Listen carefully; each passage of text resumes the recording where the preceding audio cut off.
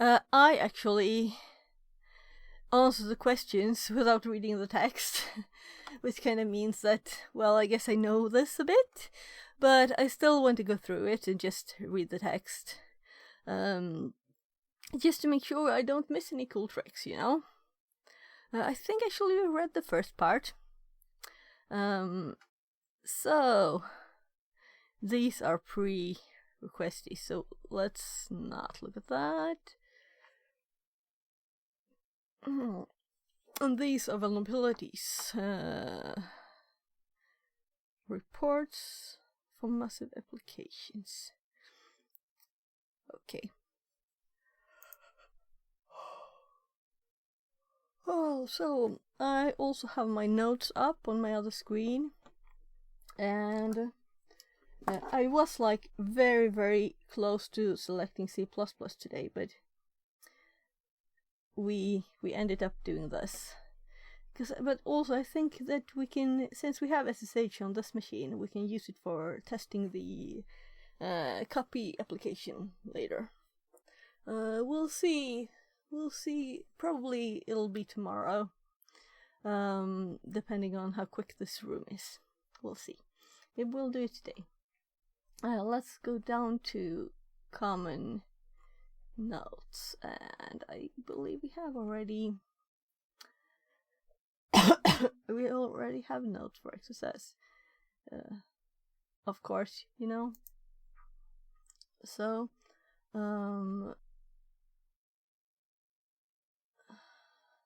yeah, I think the first notes here are kind of like the same as what we already have, and I'm so sweaty in my face. I just took a hot shower. Very nice. But you know, it's kind of warm in here, and I should take colder showers in the morning. And we have new nice bread, fresh from the freezer. It's ice cold. It was ice cold. Now it's kind of warm already. Or it would have just broken when I did that. So it's already thawed. So I have to eat a bit too, since it's morning. So let's just read this through, and if there are any notes taking that needs to be done, we'll do it. So, XSS payloads. What is payload? In XSS, the payload is the JavaScript code we wish to be executed on the target's computer. There are two parts to the payload: the intention and the modification. The intention is what you wish the JavaScript to actually do, which we'll cover with some examples below. And the modification is the changes to the code we need to make it execute, as every scenario is different, right? More of this in the perfecting your payload task. Here are some examples of XSS intentions. Proof of concept. This is the simplest payload, where all you want to do is to demonstrate that you can achieve XSS on the website. This is often done by causing an alert box to pop up on the page with a string of text, for example, alert. And mine said successful XSS. I think I copied that from somewhere. Oh, well, I guess probably. Session stealing. Details of a user session, such as login tokens, are often kept in cookies on the target machine. Below, JavaScript target takes the target's cookie, base64 encodes the cookie and to ensure successful transmission, and posts it to a website under the hacker's control to be logged.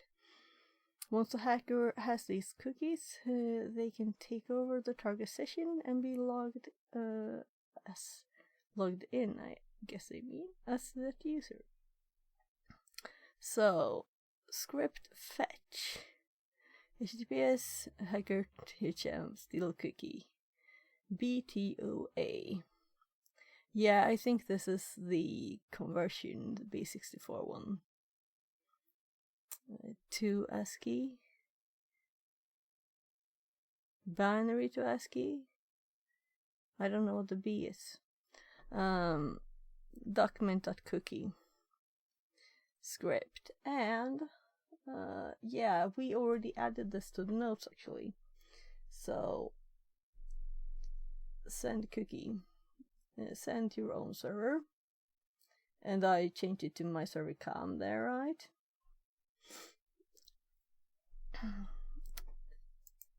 To be more obvious. Keylogger. The below code acts as a keylogger. This means anything you type on the web page will be forwarded to the a website under the hacker's control. This is kind of cool, right? This could be very damaging if the website the payload was installed on accepted user logins or credit card details. Yeah. Of course we need to add this. So let's copy this one. And this is why I just didn't run through this page, because there are useful things there. So, keylogger. Oh, I just woke up. Well, I guess it's the same text. Let's paste what we had in the memory first before we copy something else. There. So let's use the same server name, because there, my server com log key.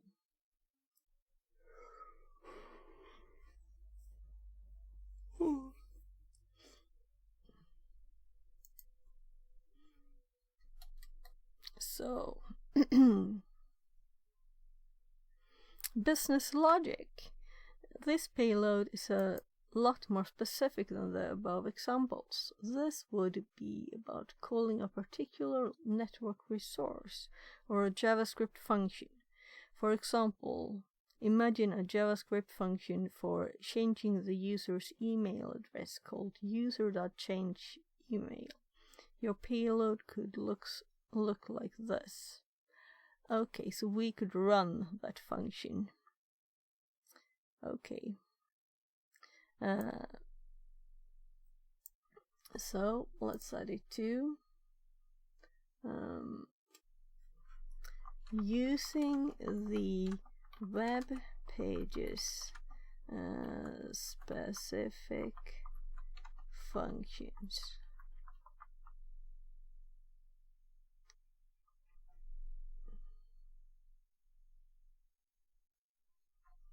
And we have the example.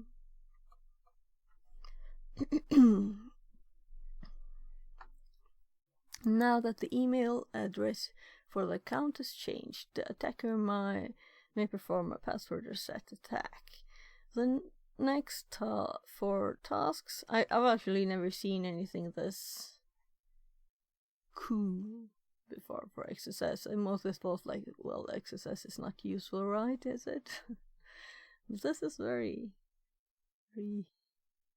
The next 4 tasks are going to cover the different types of XSS vulnerabilities, all requiring slightly different tech payloads and user interaction. Answer the questions below. Yeah, I already did, right? So, next.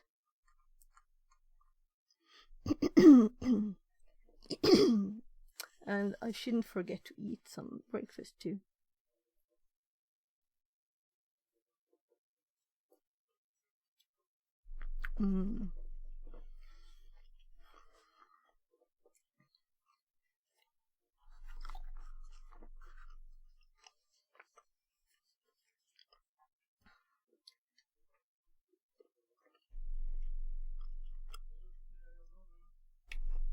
Ha det bra gubben! My hubby is leaving for work.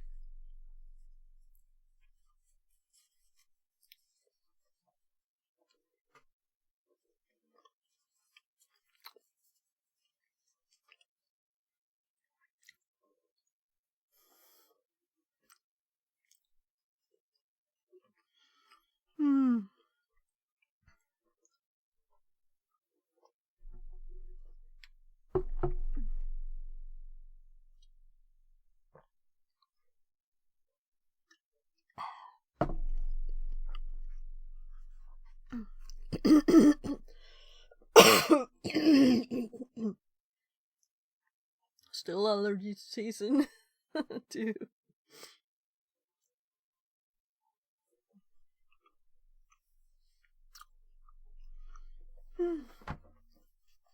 My hair is wet, so it always feels, like you're almost sweating when it's kind of warm and you didn't dry your hair for speed reasons. Reflected XSS. Reflected XSS happens when user supplied data in an HTTP request is included in the web page source without any validation.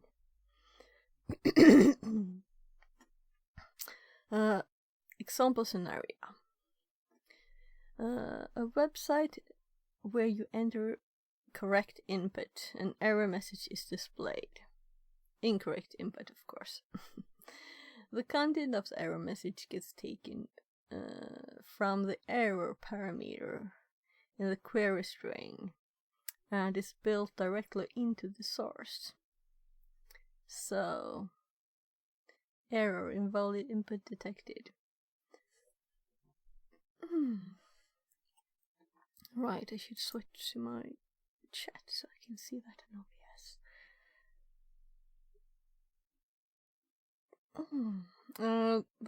The application doesn't check the contents of the error parameter, which allows the attacker to insert malicious code.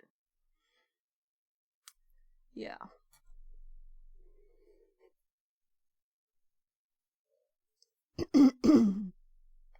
Script SRC, and they add the JavaScript there.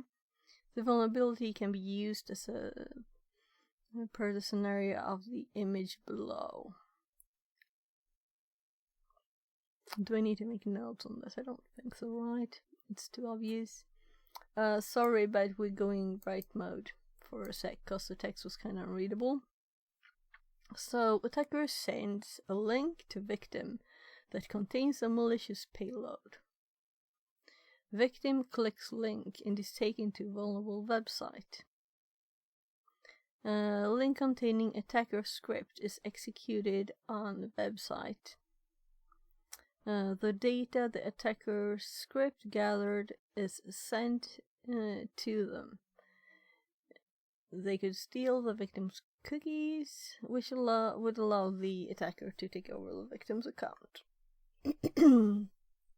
So, potential impact. The attacker could send links or embed them into a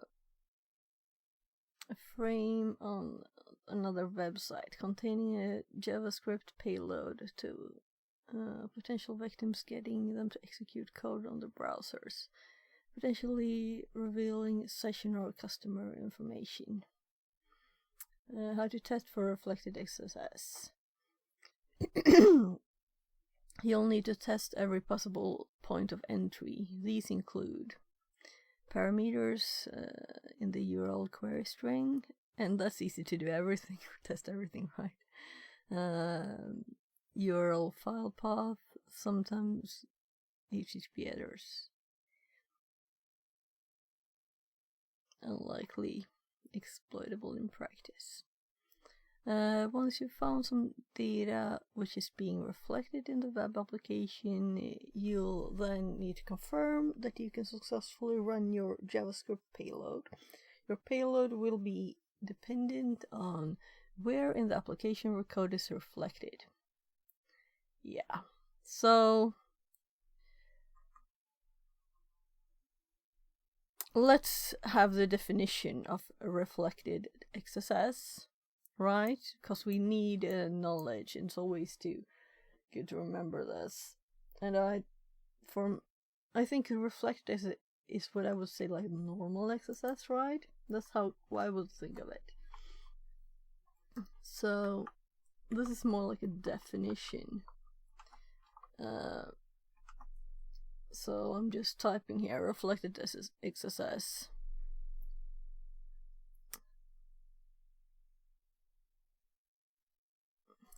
Let's make it easier for ourselves and have it set a header, and let's just add the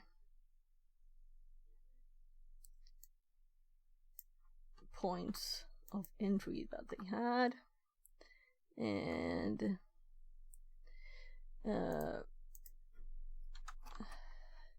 so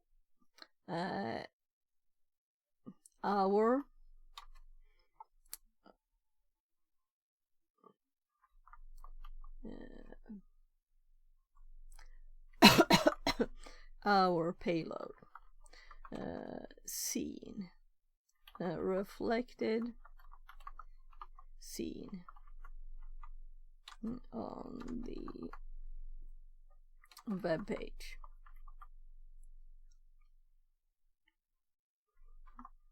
It's code. That was odd. My I key, I hope it works though. So what else could we possibly want? An example maybe. This could be a good example for basic. Or maybe this one. So unfortunately we're in bright light mode, meaning also the image will be in bright light mode. Alright, so it didn't copy the image. Copy image, paste, and if I want I could type this again, but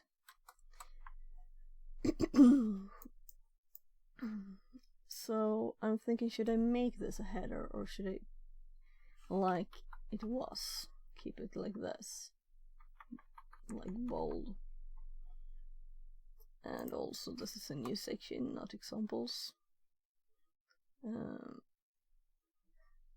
And I also have older notes that I'll go through later and merge into these. And my bread is going stale, better eat something.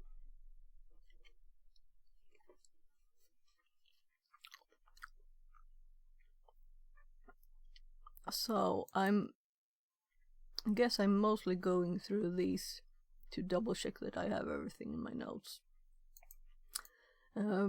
Because if someone would say stored XSS, I would like know. I answered this question to keep the streak up. I thought, why not try it at least, even though I was doing my bookkeeping and stuff.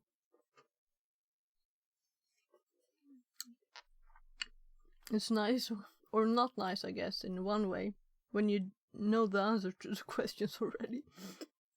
I want more knowledge, but I think it's a good repetition this anyway, and especially what things are called. That's the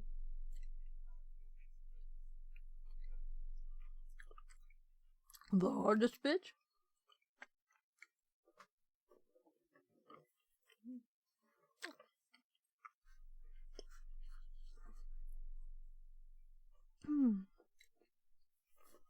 So stored XSS. I'm going to type it. Stored XSS, and let's bold that at once. As the name infers, the XSS payload is stored on the web application in a database, for example, and then gets run when other users visit the site or web page. So yeah, they even used the word payload, so it matches our old note there. Our payload is stored, which is so obvious, right? On the website database ...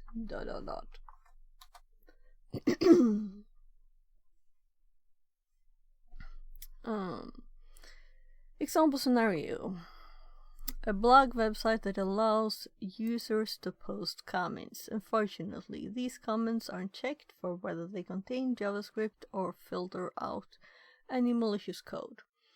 If we now post a comment containing JavaScript, this will be stored in the database, and every other user now visiting the article will have the JavaScript run in their browser. So I think I can read this. It's actually just numbers that are hard to read. So 1. Attacker inserts malicious payload into the website database. For every visit to the website, the malicious script is activated. The data the attacker script gathered, my god, can't I read today? The data the attacker script gathered is sent to them. They could steal the victim's cookie, which would allow the attacker to take over the victim's account. Potential impact. The malicious JavaScript could redirect users to another site, steal the user's session cookie, or perform another website action while acting as the visiting user. How to test for stored XSS. You'll need to test every possible point of entry where it seems data is stored, and then show back in areas where others have access to. A small example could be. So I'm thinking this is not enough. Let's add something of this to the notes too. Like test every possible point of entry where it seems data could be stored. And I don't think actually lots of data is stored that's never shown back, right?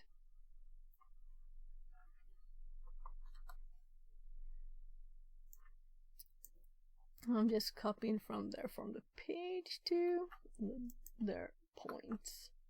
Oh, that's funny.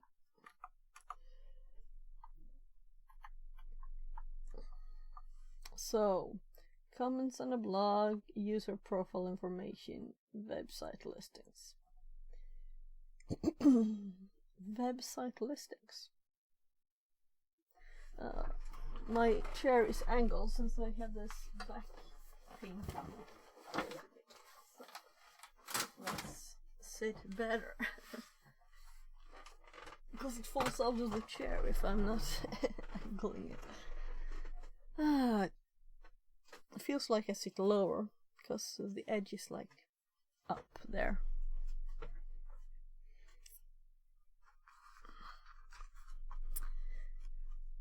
And you know you're allowed to chat, people. And welcome in. Good morning.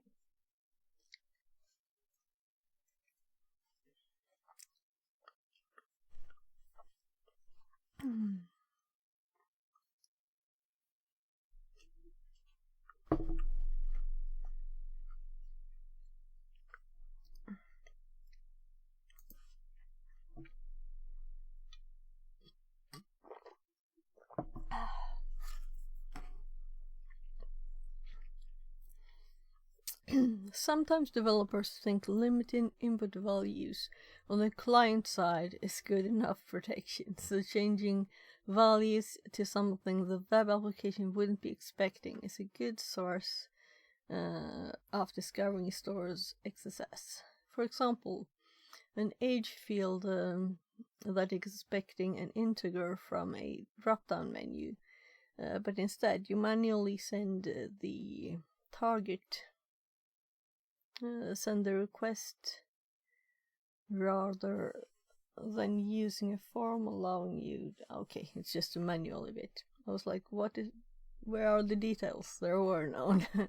Allowing you to try malicious payloads. Once you've found some data which is being stored in the web application, you'll then need to confirm that you can successfully run your JavaScript payload. Your payload will be dependent on where in the application your code is reflected. You'll learn more about this in task 6. So, I'm thinking let's add a bit more to the notes, because I'm thinking if I would need to repeat this and not forget anything, I want it all to be in there. So,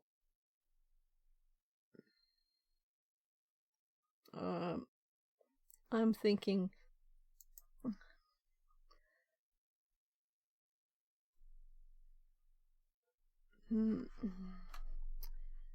test by manually entering data instead of the pages.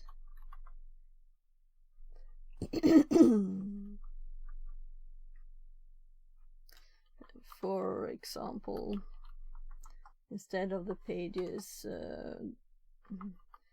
drop down menu with numbers. So,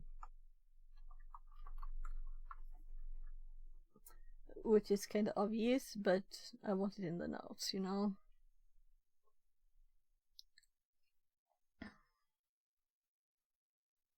Welcome in. New follower GeekQC. Less than 3. So, is there anything else we want to add?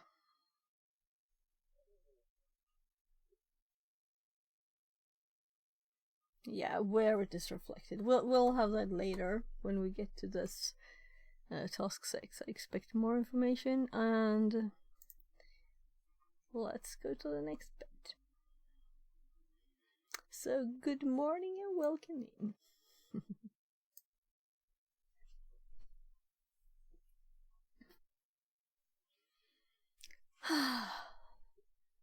So, DOM-based XSS. What is the DOM? DOM stands for Document Object Model, and is a programming interface for HTML and XML documents. It represents a page so that programs can change the document structure, style, and content. A web page is a document, and this document can be either displayed in the browser window or as HTML source. A diagram of the HTML DOM is displayed below. So, well, we have HTML, head, body. Head has title, my title. Body has href, a. Okay, so the element has an attribute, so just put them like that. And this element has a text, and this one too. Very advanced here. So, if you want to learn more about DOM, gain a deeper understanding, W3org has a great resource. Let's see if there's actually any information there.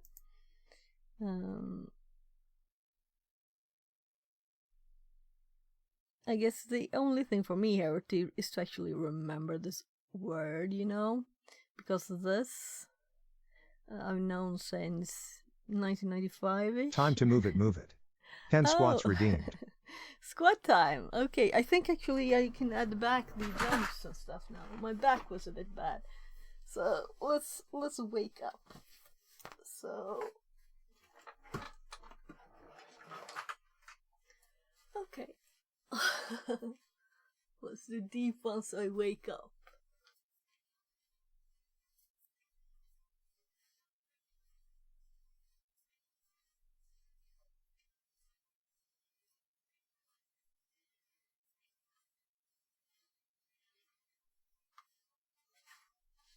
I can feel that in my legs.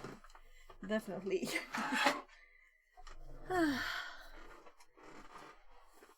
Thanks for moving too.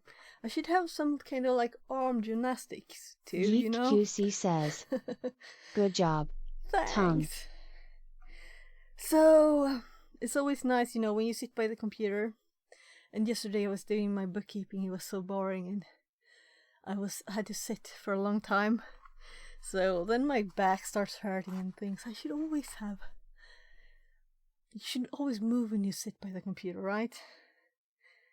So I'll have to add some kind of arm gymnastics too. 'Cause that's what you don't... you move all the time with your arms, but in a very exact way. No flexibility and variation.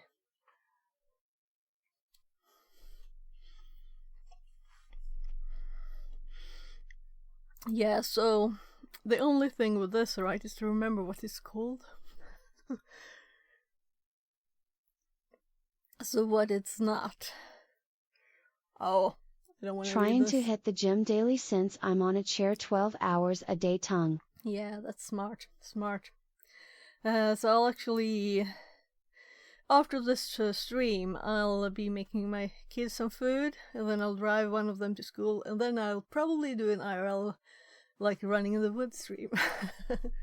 So I'm kind of prepared for that today, so that'll be done. And I hope that this will work today, because last time I had to stream with Twitch's own app, and that wasn't very good. I even managed to I had this other phone as chat phone, and I actually managed to break the glass because I just kept it in the between my shirt and the holder for the other phone, so I didn't think about it when I removed it. So I managed to keep this whole all during its life, and then afterwards I stopped using it. I've been using it for like a top camera here and stuff, and I do electronics and things. And now, while having it as a chat phone for running and stuff, then it broke. That's annoying. Very annoying. It still functions, but we did have rain the other day, so I guess it's not as safe. Maybe some sharp edges, we'll see.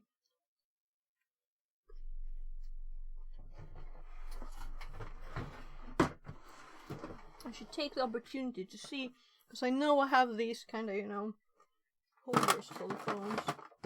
Protection. This might be the one that fits this phone. Let's see. Nah. Wrong size.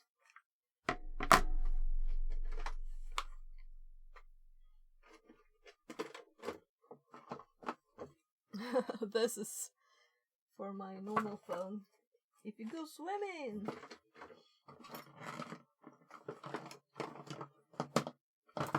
It's not in this order. Which is kind of odd, because I had it on always, just recently. I think it's probably like a tiny thing, like my main phone.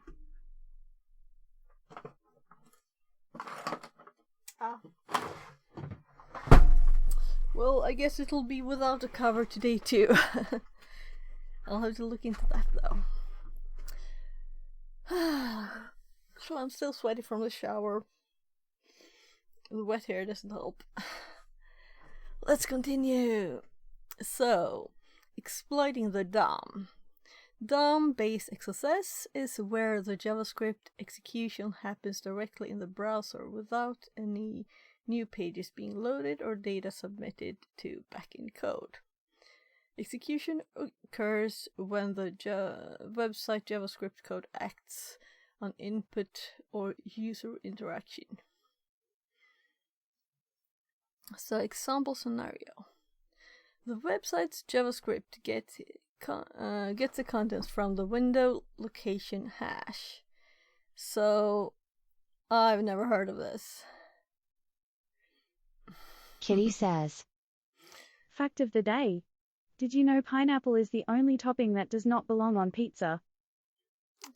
Tell that to my 16-year-old. He wants only pineapple on his pizza. Also, I kind of like the Swedish Hawaii pizza has like shrimp and ham and pineapple, and that's good. So Nori, I don't agree with your universal fact today. How do you think? Do you love pineapple on pizza or not? My youngest, he's 13. He doesn't like any vegetables on his kebab pizza, so it's Geek no QC onions and says, nothing. No. No. Just no no. pineapple on pizza fan. Okay. Whatever everybody wants, they get, you know. No one knows how to tell you what you have in your pizza. So a window location hash. I should probably remember this in the future, but this is why we're doing this page. Even though I could say, well, I know a few things about this, but apparently there's things I don't know. The website's JavaScript gets the content from the window location hash parameters and then writes that onto the page. Kitty says, in a currently Pineapple on being pizza reminds viewed me of watching section. sad film and everyone cries at the end. Noiki one cry. Okay, so you have like a feeling connected to it from you actually eating pineapple pizza. Okay, then I know why you don't like it. But I have positive memories. I've like, I was eating that at a friend's house and we had a fun time, you know. That's like my memory of that kind of pizza. So when I was a kid. So it's all different. So let's see, what is this saying now? Why does it... I have to clear notifications, right? Because this keeps always being there. There. So, the contents of the hash aren't checked for malicious code. Allow the attacker to inject JavaScript of their choosing on the web page. The did parameter and writes that onto the page in the currently being viewed section. So this is an example. So I guess this is not anything special. This is just an example of this happening. But I've just never heard of window location hash. So let's actually let's open that page. No, I have to be here. And let's see if we can find this bit. No, it's not there. So it's not even that general. I just don't like not knowing what I'm trying to read. The window location hash returns a string that contains along with the fragment identifier of the URL. The fragment identifier of the URL starts with, but it's just repeating the same thing. Identifies a section in an HTML. Okay. So it is like an ID. Sorry, but I don't get it. Then I want to get it. So...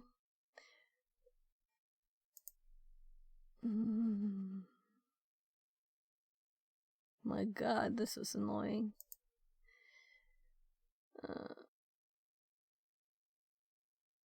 It's just the same text, right? I know that it's not important or anything, I just want to know what on earth it was. Location hash. Well, we'll see if we'll learn more about it. I don't want to take all of stream with this. So, the example scenario that I shouldn't get totally interested in, that's not even a code example. Window location hash parameter. Okay. So, potential impact. Crafted links could be sent to potential victims, redirecting them to another website or steal content from the page or the user's session. How to test for DOM-based XSS. DOM-based XSS can be challenging to test for and requires a certain amount of knowledge of JavaScript to read the source code. You'd need to look for parameters to parts of the code that access certain variables that an attacker can have control over, such as window location X parameters. Okay, then you found bits of code. You then need to see how they are handled and whether the values are ever written to the web page's DOM or passed to unsafe JavaScript methods.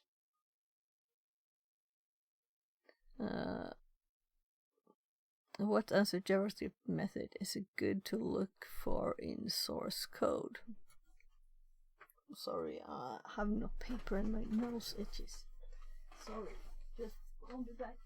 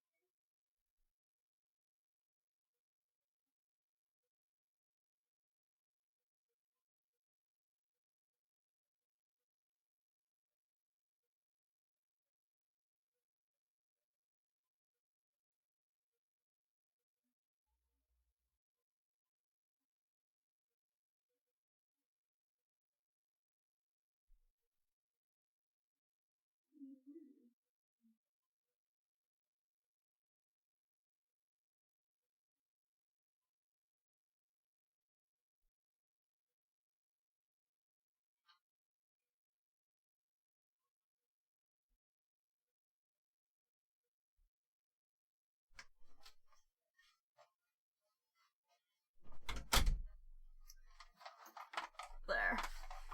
I had to check on my kids too. So now I have new paper.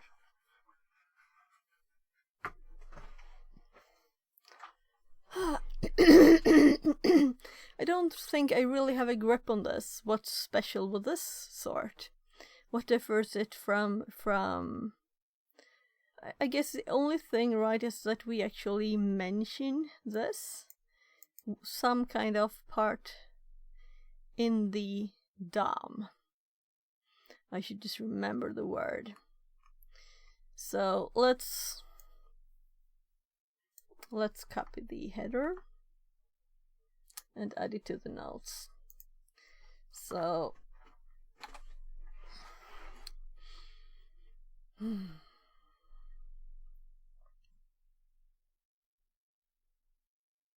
represent a page that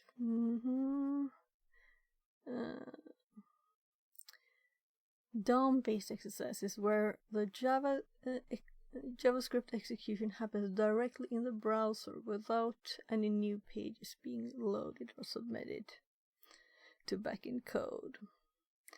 Execution occurs when the website JavaScript code. So this is what I would say also is normal, right? So I'm actually going to copy the text from the page here, which is kind of long, but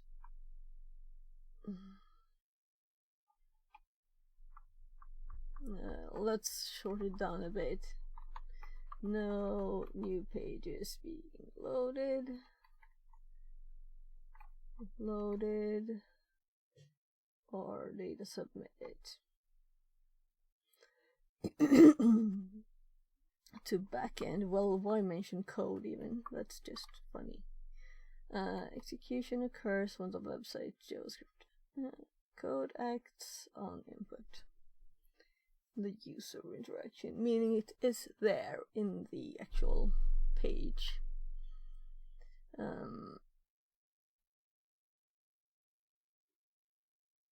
Meaning it got there somehow.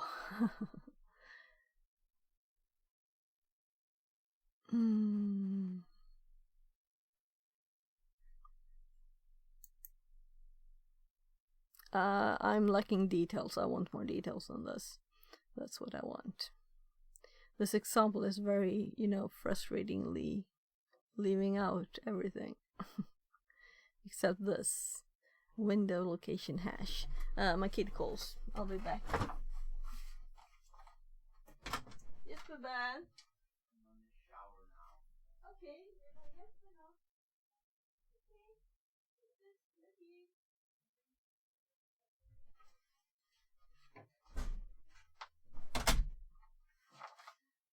That's like, yes. When you're 13-year-old, you wanted to be woken up at 8, and I tried, and now he finally got up, and then he was like, "Mom, I want to shower.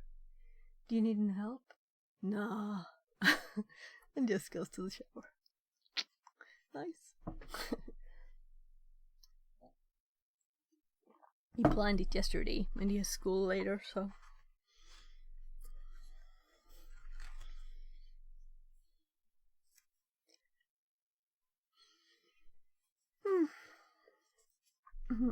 He's growing up.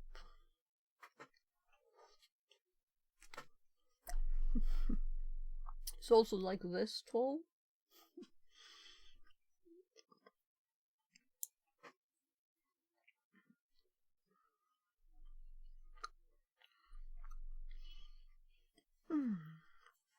Sorry for eating.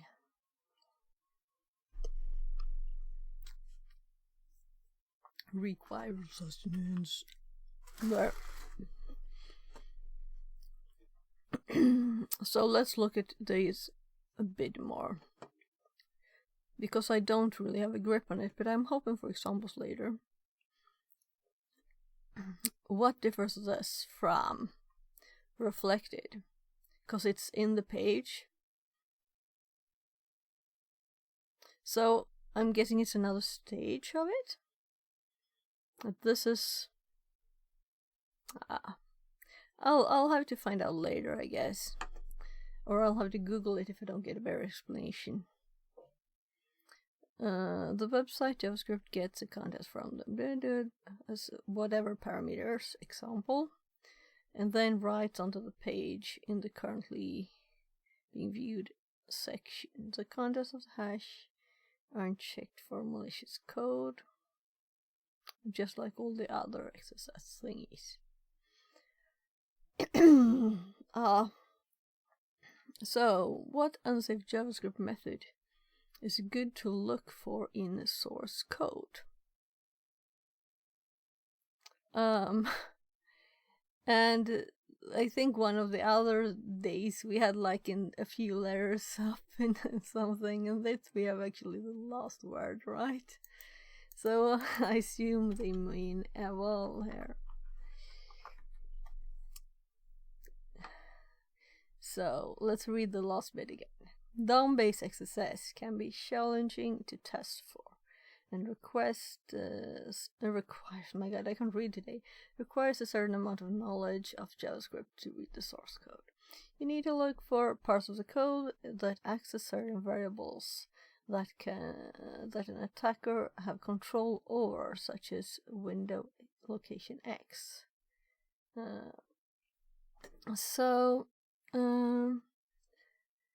I guess that this is the actual how do we find it bit, that the previous ones have had kind of like dots and this doesn't, and that's why I'm kind of like Where are we? Or maybe that's like just a thing.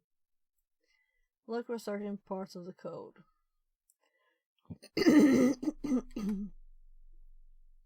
When you found those bits of code, you need to see how they are handled and whether values are written to the web page's DOM or passed to unsafe JavaScript methods such as eval.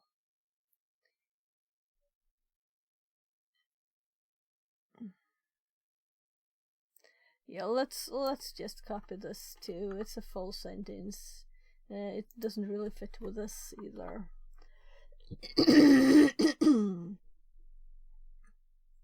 So I'll just leave a dot in there to make it more readable sections. So let's continue to blind. So blind XSS is similar to stored XSS, which you covered in task 4. In that your payload gets stored on the web page for another user to view. But in this instance, you can't see the payload working or be able to test against yourself first. So this is, I kind of don't feel this is a special thing, but whatever. They are, so it is.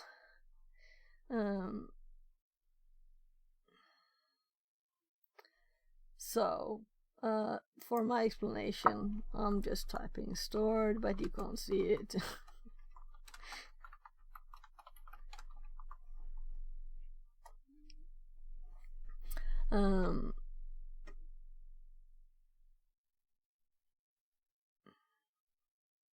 You can't see the payload working or be able to test it against yourself first. Example scenario: a website has a contract form where you can message a member of staff. The message content doesn't get checked for any malicious code, which allows the attacker to enter anything they wish. The messages then get turned into support tickets which staff view on a private web portal. Potential impact using the correct let's, as an example, have like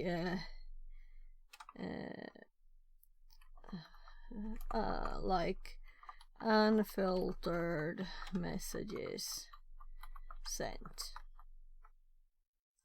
They could be sent to, you know, anything, right?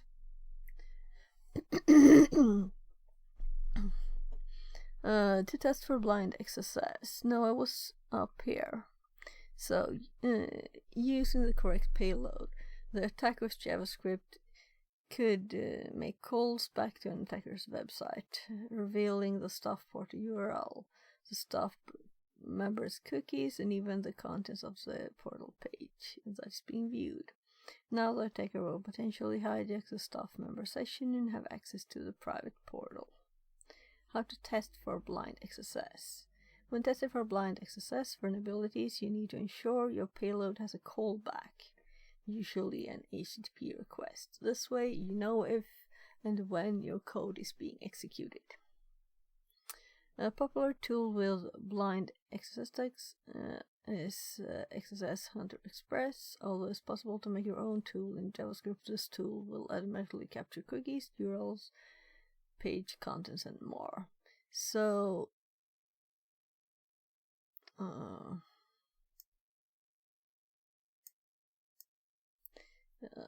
I'm adding this there to the notes too.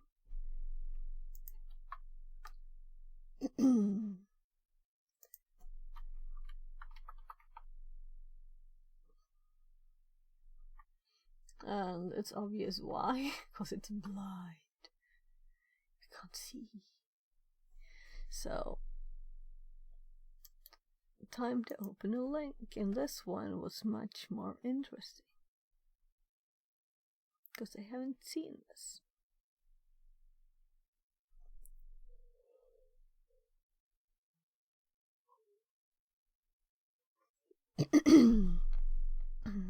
Three years ago, 1,400 stars. So it's not new or updated or anything. Doesn't mean it doesn't work.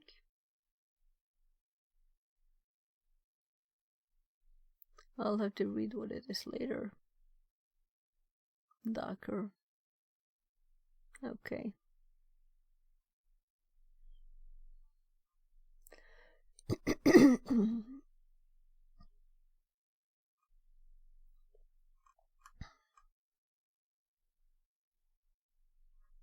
I say I'm going to read it later and then I'll start reading, right? Sorry.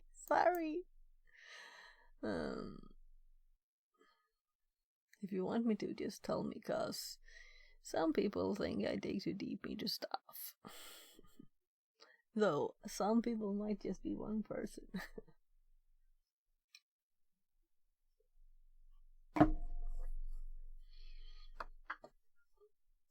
So, tool. Always possible to make your own tool. In JavaScript, this tool will automatically capture cookie URLs, page content, and more.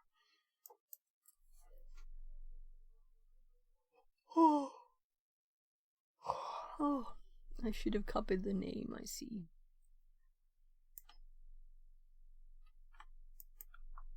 Did we have a space at the start? Yes.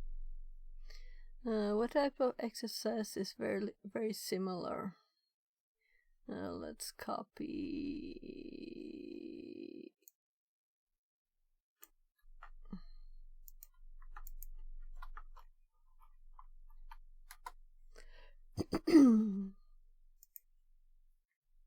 So, perfecting your payload. And now we need to start a machine. And we can access this by a web page because I don't have my VM running because my stream has crashed several times, and I think it might be that I installed plugins eventually that I haven't done. Well, it was actually not like yesterday, but still. The payload is a JavaScript code we want to execute either on another user's browser or as a proof of concept to demonstrate a vulnerability in a website. Your payload could have many intentions. Yeah, just confirmed that I was reading the right word after all these. It's too early to read lots of text, right? Your payload could have many intentions just from bringing up a JavaScript alert box to prove we can execute JavaScript on the target website, to extracting information from a web page or user session. How your JavaScript payload gets reflected in a target. Oh, and we got the web link there. How it gets reflected in the target's website code will determine the payload you need to use. To explain this, click the green Start Machine button on the right, and then the machine is loaded. Click open the link below in a new tab. The aim for each level will be to execute the JavaScript alert function with the string THM. For example, alert THM. Level 1. You're presented with a form asking you to enter your name. Once you enter your name, you will be presented. It will be presented on the line below. For example, if you view the page source, you'll see your name reflected in the code. Instead of entering your name, we're instead just getting notifications on my phone. We're instead going to try entering the following JavaScript payload. Yeah, I was thinking, should I type it just for practice, you know? Even though I've copied it so many times, I should type it for practice. Instead of just, you know, how was it again? Actually think what it's actually containing. That is just a script tag with an alert in it, which is very simple. Now when you click the enter button, you'll get an alert pop up with the string THM, and the page source will look like the following. and then you will get a confirmation message. Well, let's actually look at the page instead. And let's actually enter the text. We don't have to test with the name first. So it's script, and then we have the end script, and then in the middle we have the alert, and we have the text THM, right? I think that's what they wanted. Or did they not have? Yeah. So confirming XSS payload, go to level 2. So in this one, I assume they want something else. We didn't look at the source of the first one. Let's look at the source. So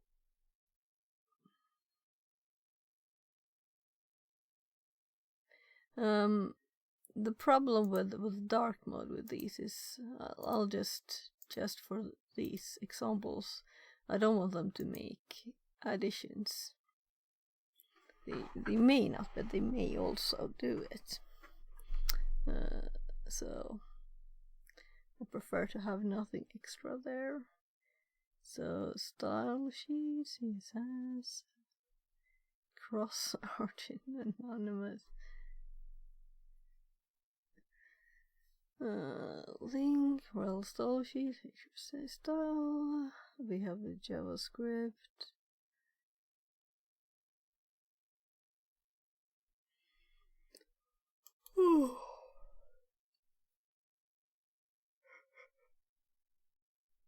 Progress bar.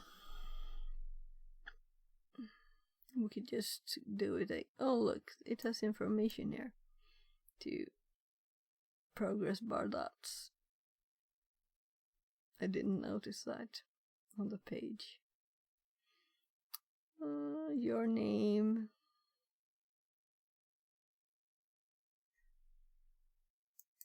Better go and look for the, oh, there are the dots.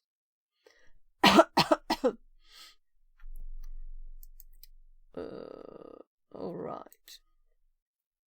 Didn't I? This is already view source, it's empty.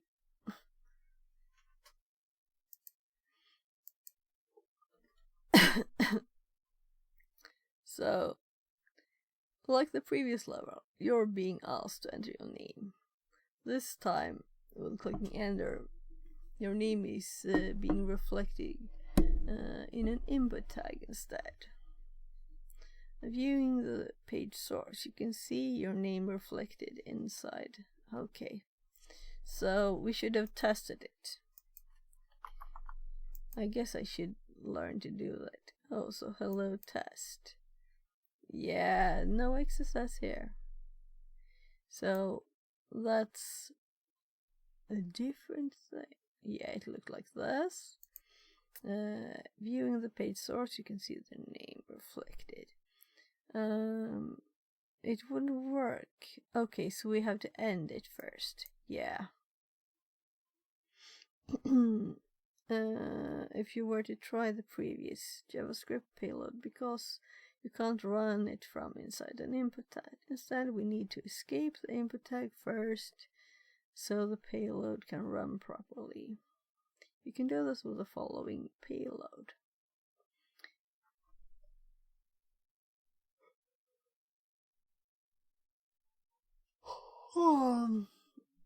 The important part here is the did, which closes the value parameter and then closes the tag input. This now closes the input tag properly and allows the JavaScript payload to run. Now when you click the button, you'll get an alert pop-up with the string THM. So for the next one, maybe we should look at it ourselves before reading stuff, right?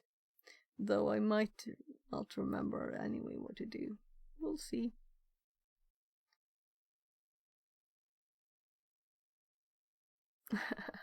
And ignore the below code, it's not challenge related. No, it's not related to the challenge at all.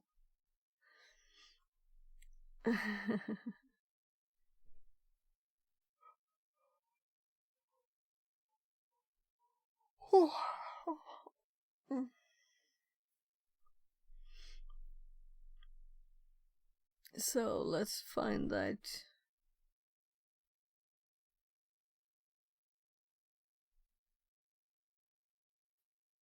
Here is the test. So our text is put into this. So we see there that we need to end the string and then end the tag. Yeah, that's logical. So if we do this and then look at the source too. So we end it and we end that. And then we add the script, and we add the end script, and we add the alert,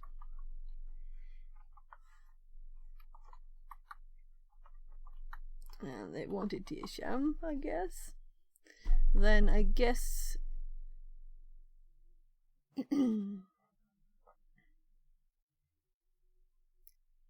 I'm just thinking, if we were to try and fix all of it, we were still inside, you know, the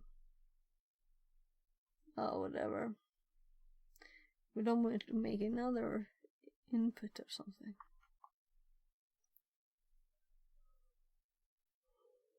Alright. We should probably also like save this.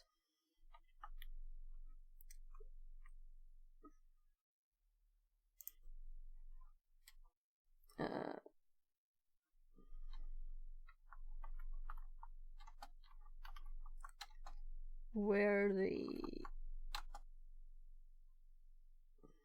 text is reflected.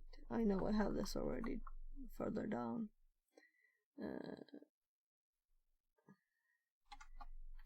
In a tag, in a string, and those.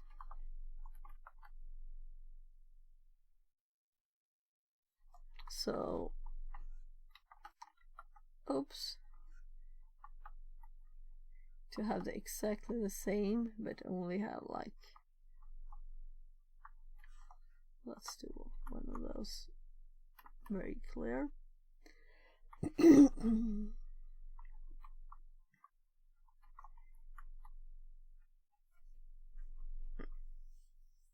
Sorry for being tired. It's morning. I should eat some more. Getting some more energy.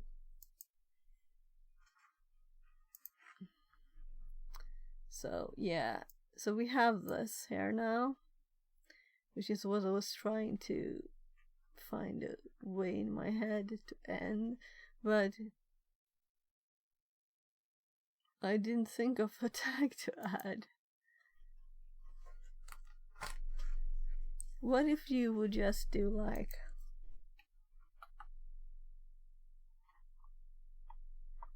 oh, that's not what I wanted at all. Do I really want to retype it? No. But we can copy it. So here we can see our text, and then there's just this hanging there. So what simple tag is there? I'm just playing with it, sorry. So what if we just do no tag? This will be wrong too, you know. But if we do like a SRC or something, what would it say then? Then we don't have this at the end.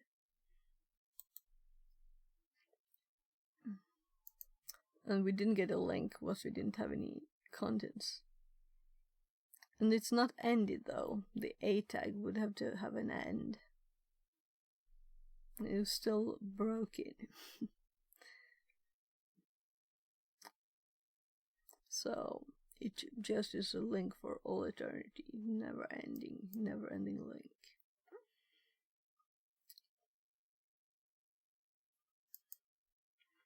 So let's do a test here and use this to practice.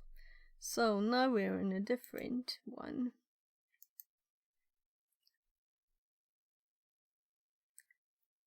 So we're in something called a text area. So we would have to use this. GeekQC says.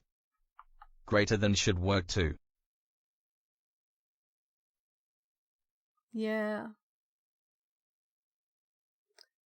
Okay, yeah.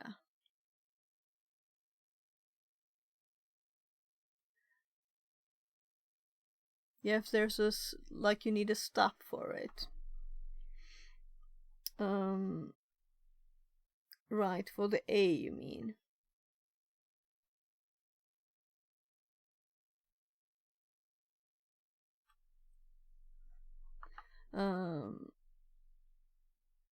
So if we do this and then we do our script. And I'm sorry for not copying because I'm actually trying to practice typing something. I'm feeling kinda stupid, and I don't have to fix HTML, of course, so it's good. I'm just making sure I know how to. And I always do this as I learned when I was a kid, you know, adding both at the same time and then entering in between, which is kind of not practical in those IDEs that are actually modern. But it's worse in Streamerbot because it adds like 3 when I do that. So THM. So let's read it too, because I assume they will say the same thing. So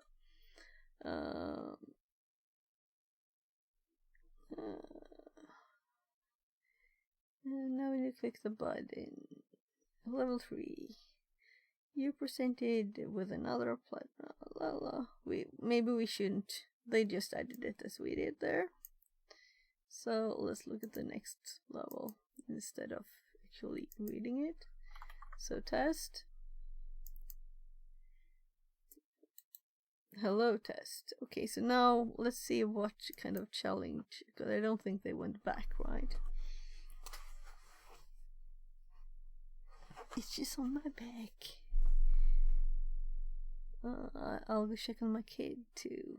I think it's done.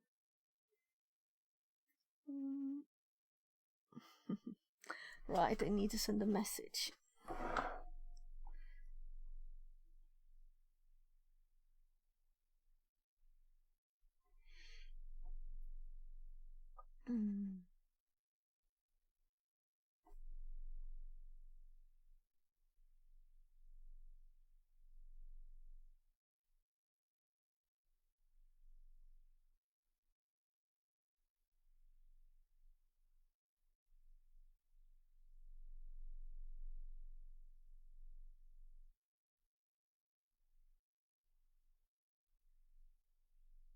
When I'm typing in Swedish, I can't talk English. I'm not that multitasking in languages. Because I don't think, if I think in the wrong language, you know, I type in the wrong language.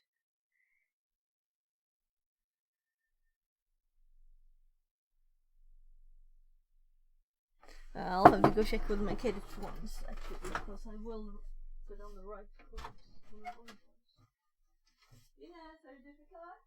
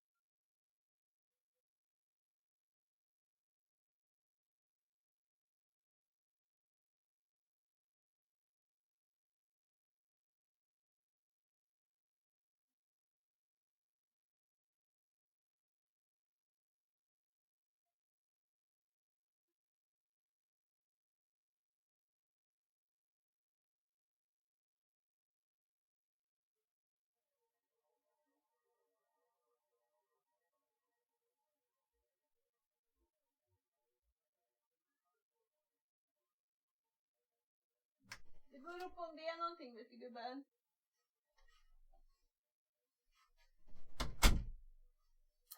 Yeah, he already had everything done.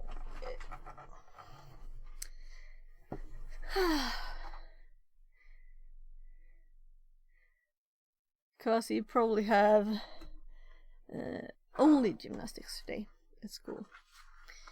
So, and this is starting to get dry, so I should eat a bit more.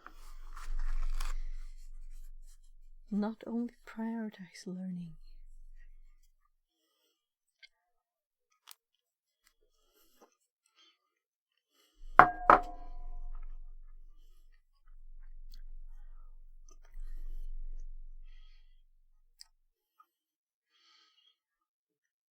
What are you eating? I'm eating lemon yogurt and this thin bread. This. I think it's like Arabian style bread or something. It's just called liba bread. So, and this is thin, and you know it's, but this is starting to dry now. It was not dried when I started.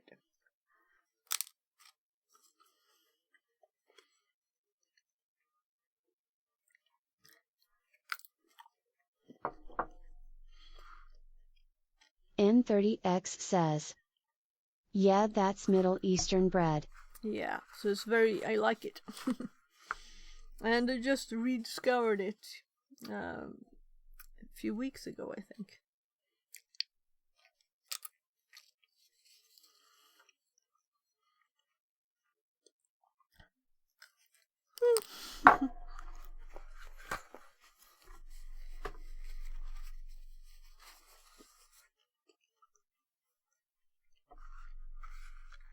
So eat it before it's all dry now.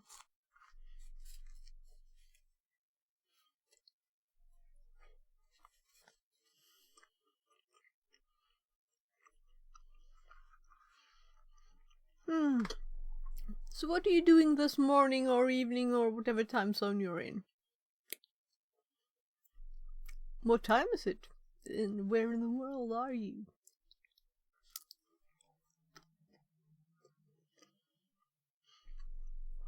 If you don't mind.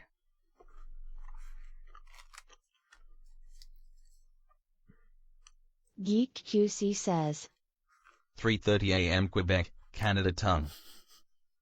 Okay.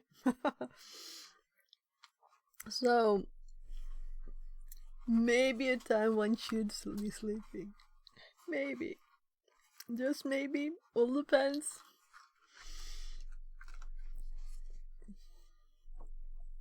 I should be. Lol. MM says, 0:30 in Oh. Seattle. Yeah, okay. So, it's not just morning people there. Oh, well, very, very early morning then, I guess. So it's actually today still. It's Monday. Right?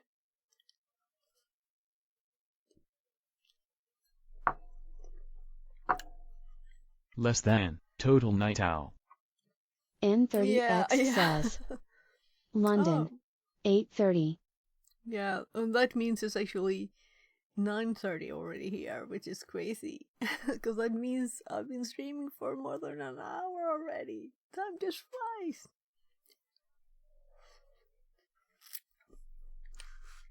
So I'll let the bread dry up a bit more, I guess.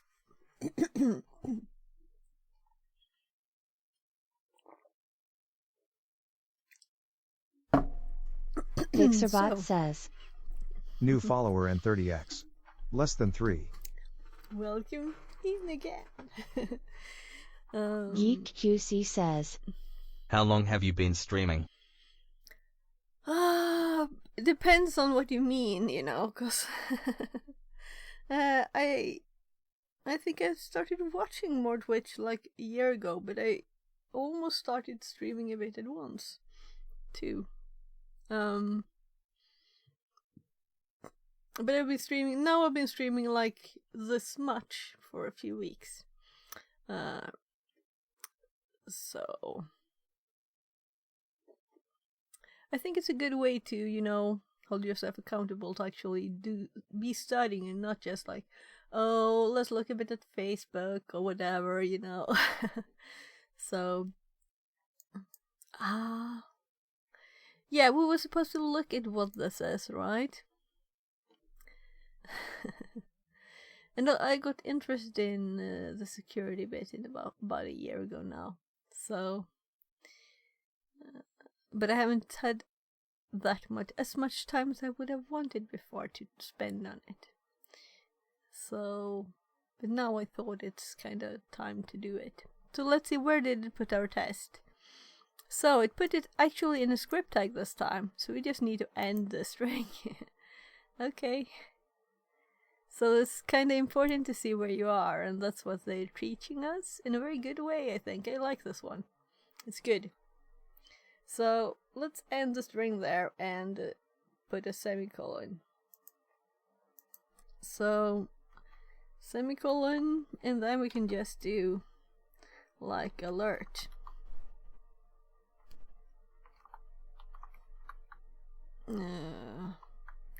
THM, and I don't know how. Let's just add an empty string after that. So it was just in get elements by class name. I think this might have been what they talked about with the DOM, right?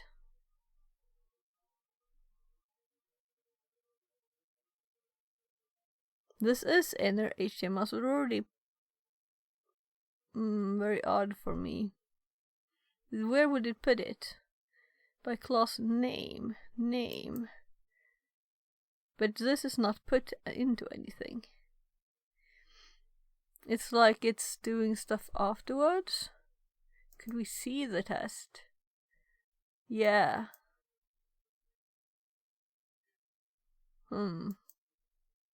So it did put it there, hello, and then it added it there. So we didn't have to do anything really. We could just have put it there. So let's do it two ways, I guess. If we do this, we get it there too. But yeah, but we want to do it the other way too. Let's assume that we want to we could just put it there normal, right? So let's use I'm actually copying now. So if we were to do the THM one here,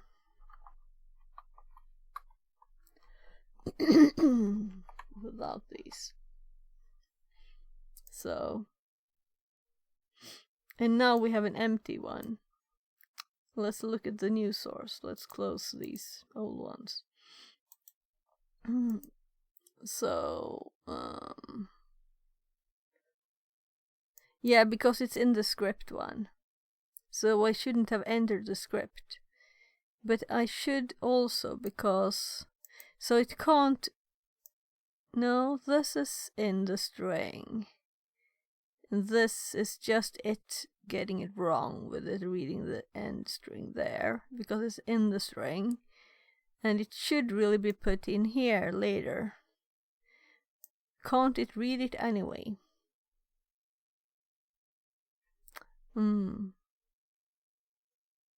This is kind of interesting, because by class name, it should put all of the string in here, right? So I'm curious why it doesn't work. So let's just go back to the one that works, you know.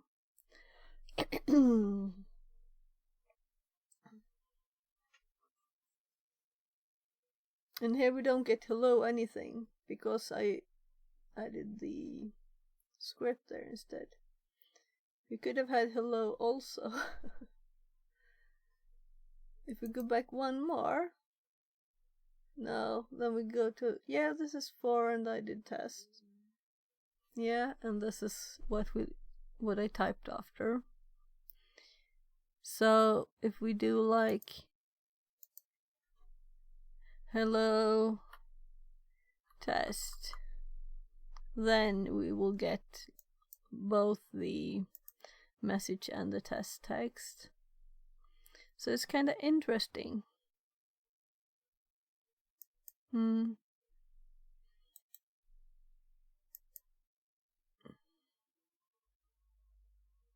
So before we do that, let's do a test.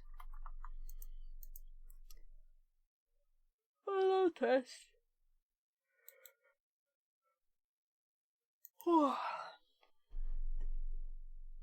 Can't click it to view source at the same time as your hello test. Kitty says. Hello test Noiki one love.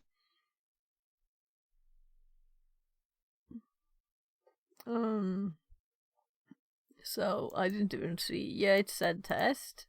So let's look here. Hello test. It just says hello test. So test is in here again. Oh.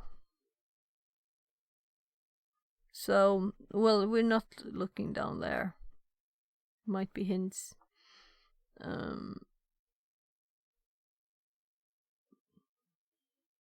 I'm curious. I believe that this is like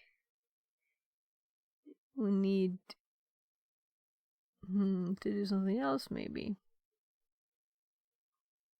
But what? We'll see. If we just copy the old one. Or should I type it? I guess the more if I type it a few times, you know, also it's there. Script.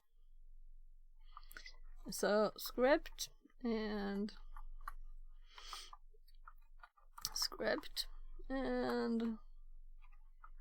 Vixerbot says. Time to do some lock picking. Oh, that was long ago. Not that long ago, because I just, you know, started with it, but I haven't done it for weeks now. So let's do it later. I have to set up a camera for it. Alert Tisham, let's do it properly. And now we can see something happened here. This is interesting. So our normal text, but it removed something here. So let's see. How hard is it to find view source? So apparently it removed everything called script from it. Just removed the script.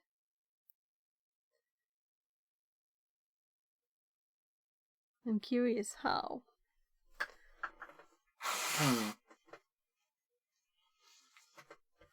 My nose doesn't like me today.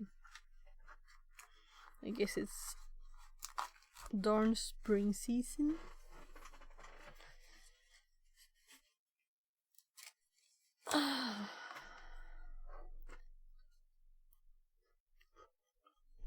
Anyone have any thoughts? Because I don't want to read stuff if I don't have to, you know, in the taking the hints.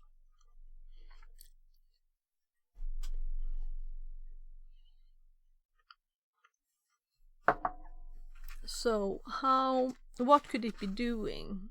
It's just removing everything called script. It's removing both of them too, so it's not just once. Arduku says. Check in the beginning of the page.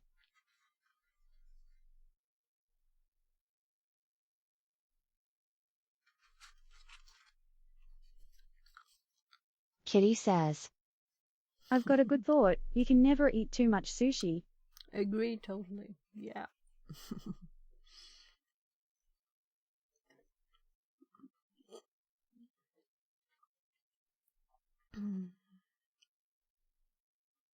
Arduku says. Yeah, I did look at this before It and then it loads was empty. script.js. Check that file.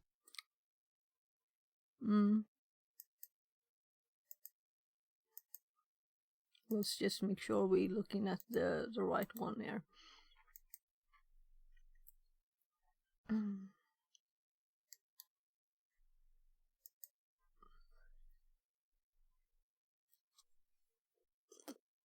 It looks kind of empty. What if we just like...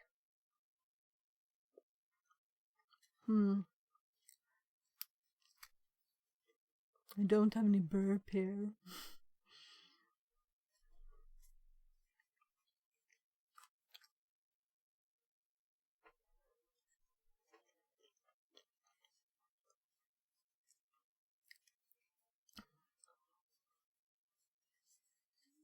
I'm curious why I can't see the JavaScript.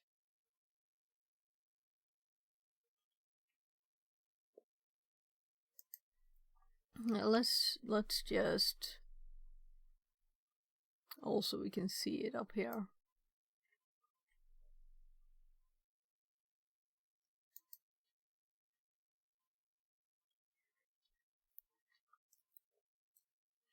It's called payload.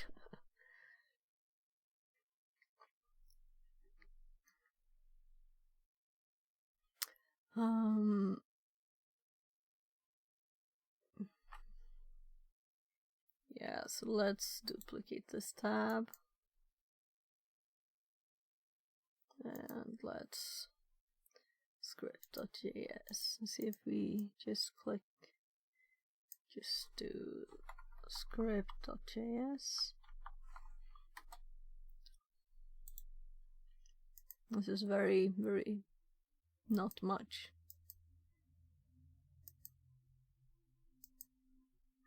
So, thoughts?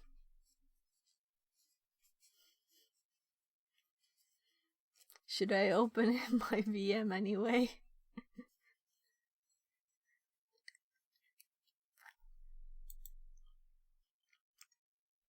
Since if it's, I guess maybe that's what we need, you know.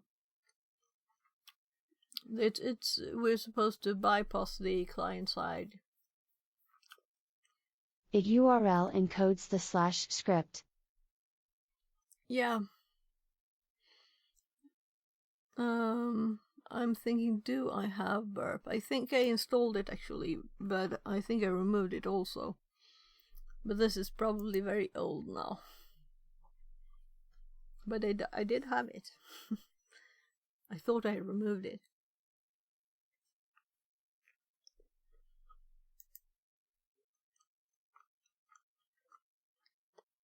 Uh, 2023-5-4.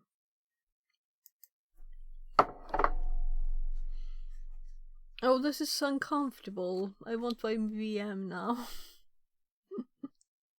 Actually only the, and the.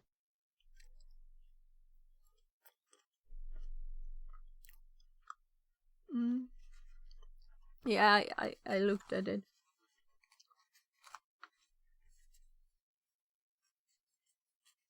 And welcome back, Arduku. So...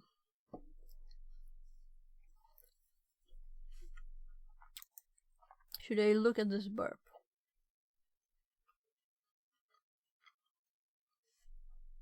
Well, why should I even do that? I don't know. To try and find the... why didn't I see the JavaScript? I'm curious. Do you know why?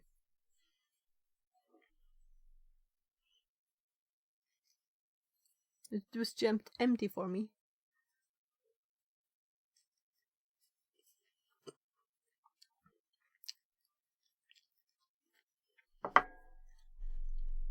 I'm going to start VMware. Let's see, where do I have OBS there, so I can see what you see. So I'm abandoning the Windows version here of.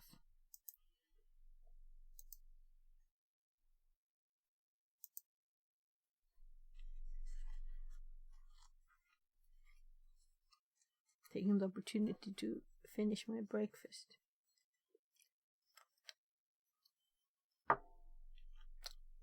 Before it's all...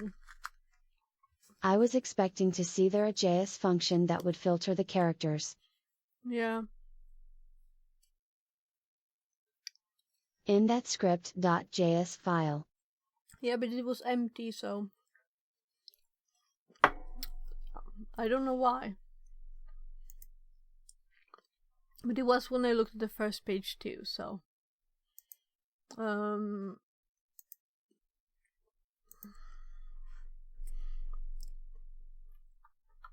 like, do I call it Kali on this machine? I don't remember. Am I expected to remember things?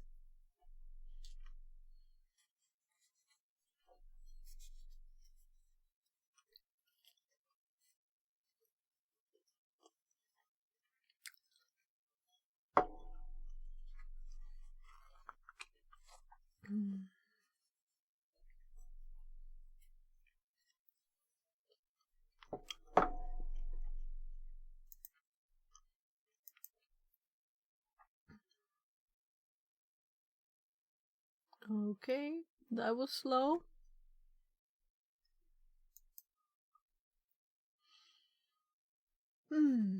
Yeah, right. We need to finish this one. Right, I guess.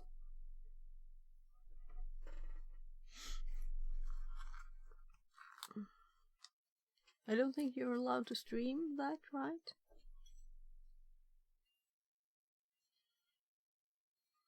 Oh, let's see.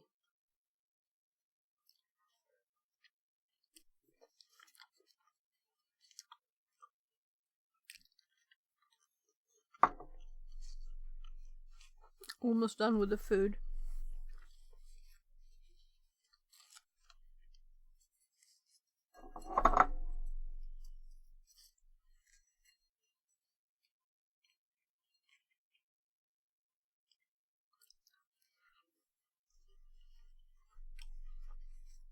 And I didn't bring a spoon, so I just have a bread.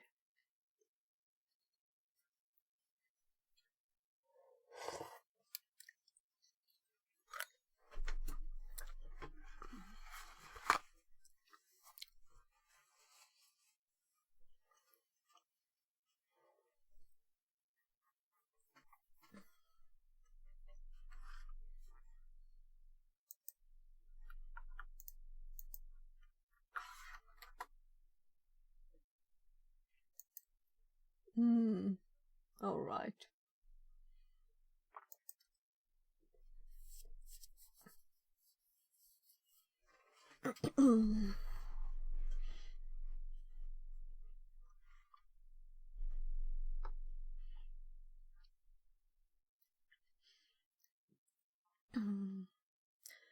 I just want it to cache the files for me, you know, or to save the files while they're sent through. And then I have to start it, of course. No use in turning off burp if you want to use burp. So we just want this. You don't have to get anything. Though of course we could. Should we just intercept it?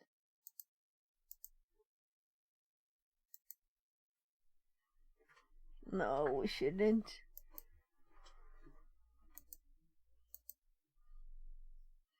We just want to see it. But that's one way to see it, of course. We should be able to see it anyway.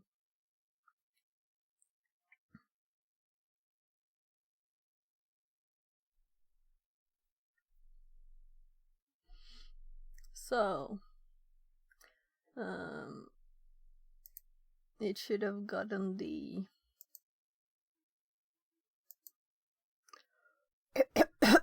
oh my god.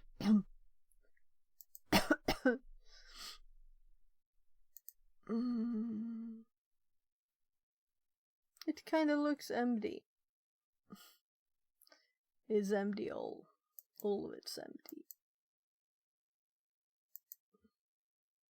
So, yes, I did also assume to see stuff here. Let's look once more and let's actually catch them now.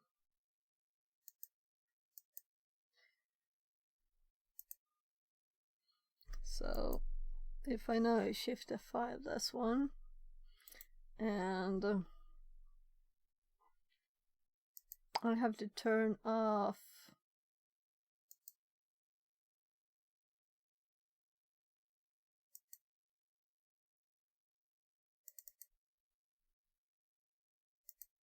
I'm always annoyed you can't just double click, right? I'm just making sure you're on the same screen as me. So,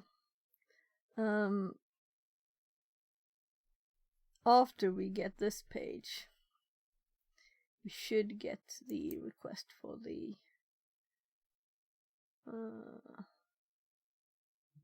am I blind? White blind there, script.js, and this one we want to intercept the response, and it's just nothing.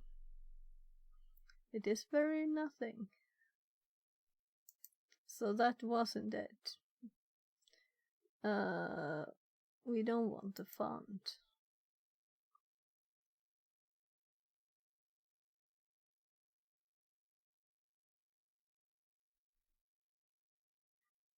So 149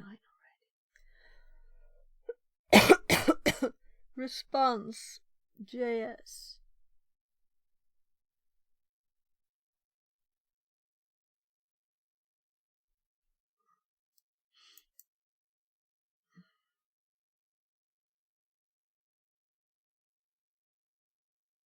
Mozilla.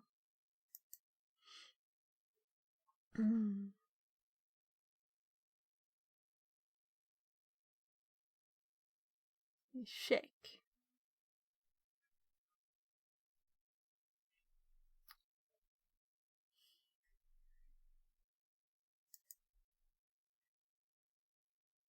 Yeah, this is how it's checking it.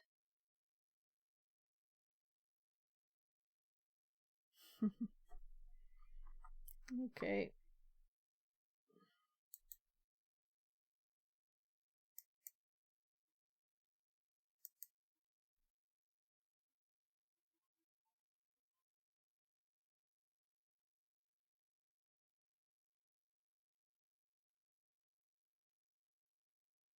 And I'm like, did I click?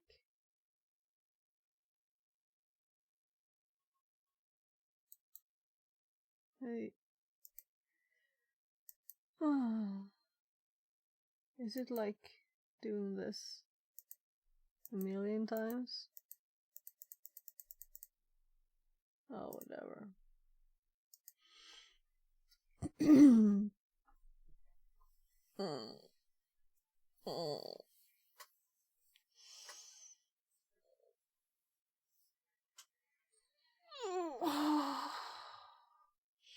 So, we didn't learn anything.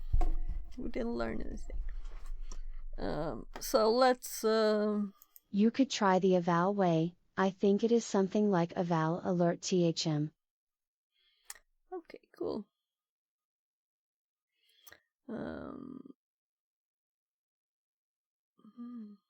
Let's do that. Maybe eval is not filtered.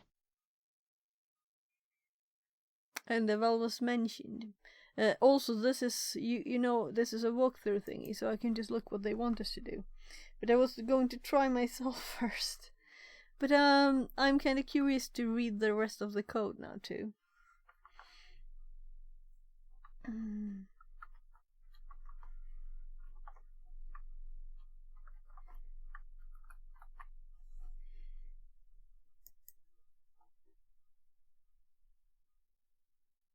It's just typing it. So let's see what it said. Let's read here, and this is a repetition too. In this one, I saw that we needed to end the text area.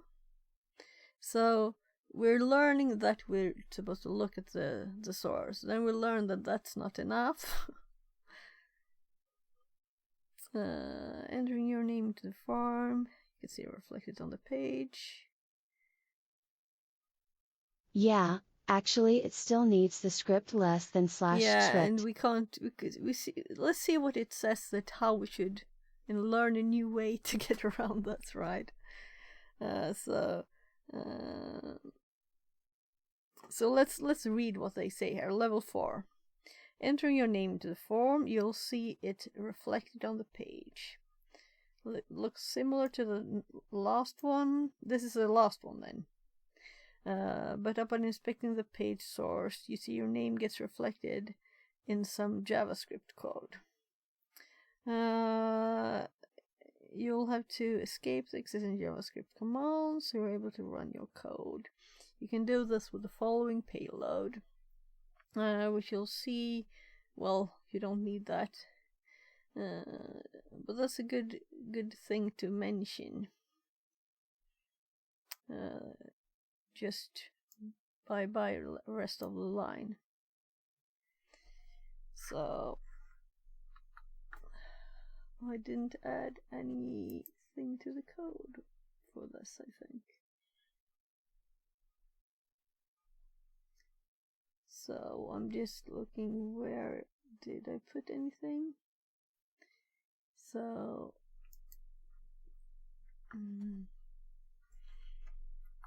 in script code already.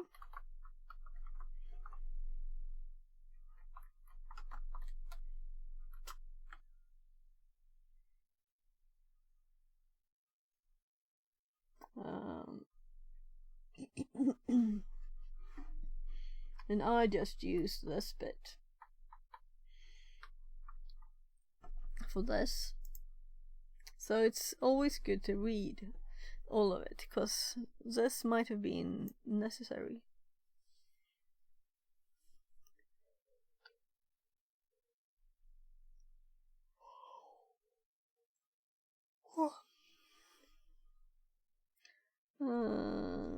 Then signifies and the same command, and then the comment at the end marks anything after it is a comment.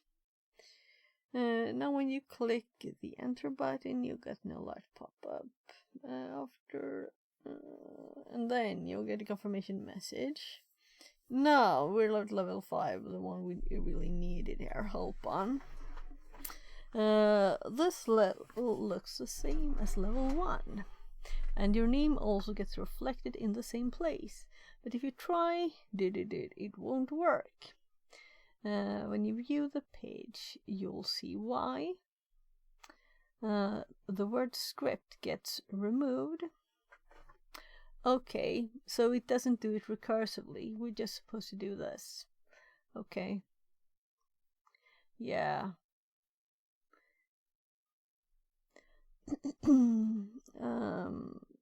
Gets removed from the panel. That's because there's a filter that strips out any potentially dangerous words. I'm thinking if a real page would remove script, they would do it recursively, right? So it does script and then checks again if it does script after it removed it. When a word gets removed from a string, there is a helpful trick you can try.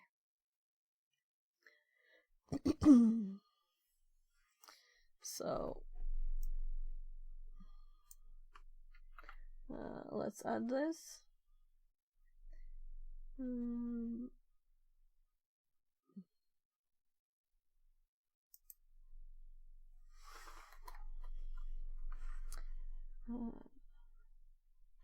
A filtered word. Let's do removed. Script. Word removed.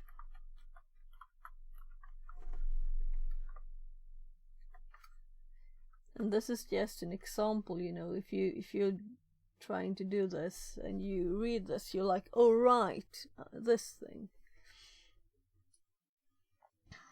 So that's how it's intended to be read.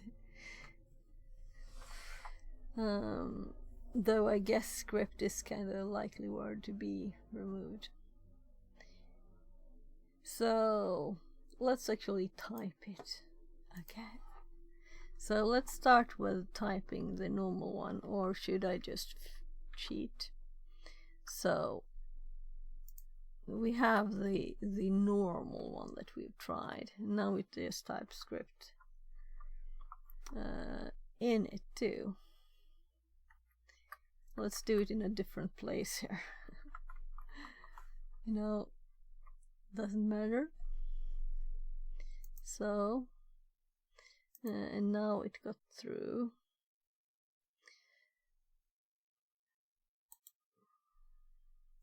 And it should be there in hello script alert.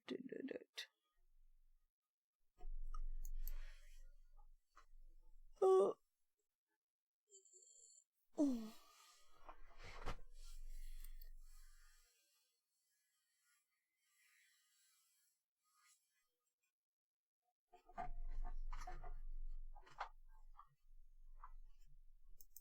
Does it call these something? Just levels.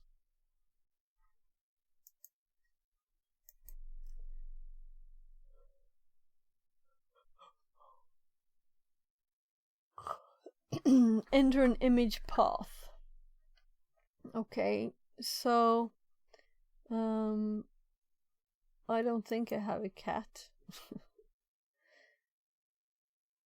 But this is on the site. So I guess we're still going for our little alert with THM in it. That's the goal. So it's just an image tag. So I'm kind of thinking, what do they mean that we should do? And I guess that we're just supposed to, I mean, wouldn't it be too simple just to stop this one, right?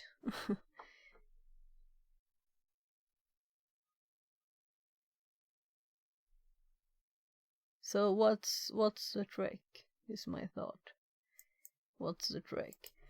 If we just end this one, and was there something I missed here? Is it in something else?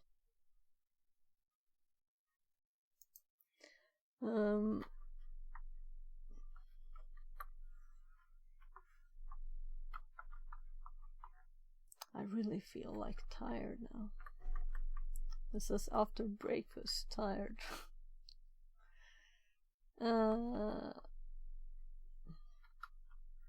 That's tired for you. Typing the wrong thing. So I'm copying this because I'm thinking this can't be like this, right? And of course it failed. And since I clicked enter and not the enter button, I just wanted to make sure that it wasn't me just being a bad user. So yeah, so now it's filtering the characters. So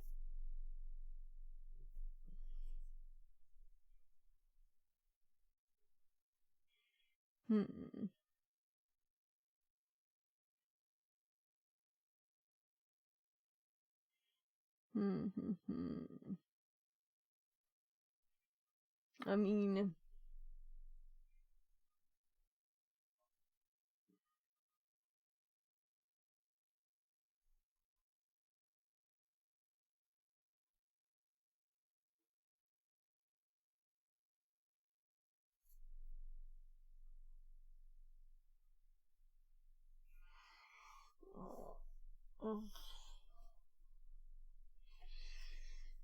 sorry that I'm so tired.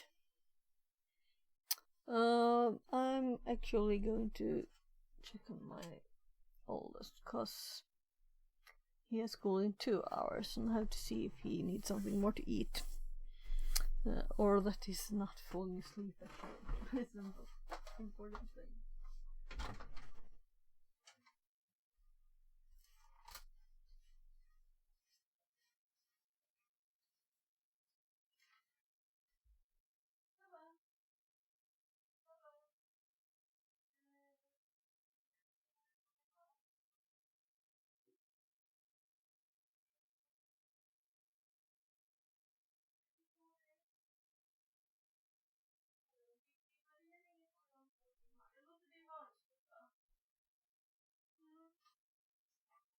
Säg till om du vill ha mer mat.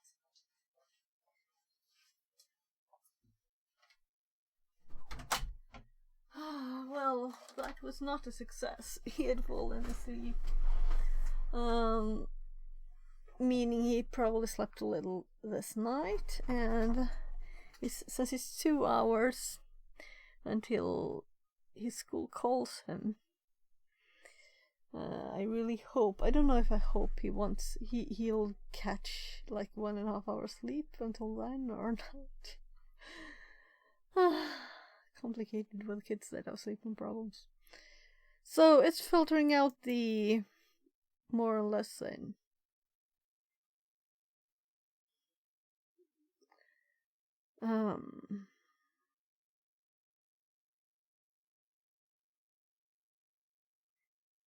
no, I think I'll just read and learn. Did I make notes for the last one?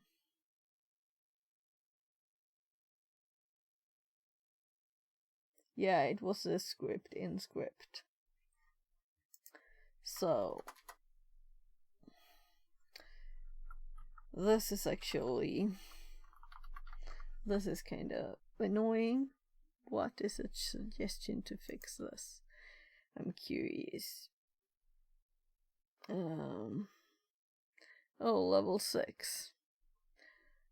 Similar to level 2, where we had to escape the value. Fixerbot says. New followers in Brazil. Less than Welcome 3. in, Zen Brazil. Welcome in. And I guess it might be good morning for you, but it might not, so whatever it is. Good whatever time of the day. Zen Brazil says. Oh, yeah, you're in Brazil. Cheers from Brazil. Yes, good morning, 5 a.m. 5 a.m. Oh my god. That's too early. That's too early. And I think it's early for me. And it's 10 now. Then we have 5 hours time difference. So, we're here, right? Yeah. So, yeah. Doesn't seem to work. Let's inspect the page. We can see that these characters got filtered out from our payload, preventing us from escaping the image tag. To get around the filter, we can take advantage of the additional attribute of the img tag, such as the unload. Alright. Oh, the unload. Oh, why didn't I think of unload? Now I feel stupid. Isn't this like the first thing you test? Like one of the first things, right? Okay. So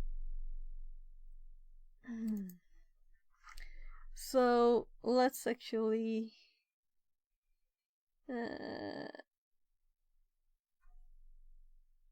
I'm just seeing what character they used for the cat. Yeah, the normal ones. So let's do unload.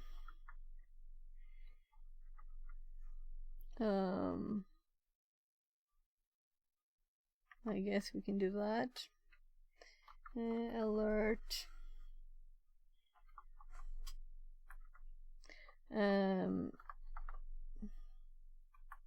Let's do these here then.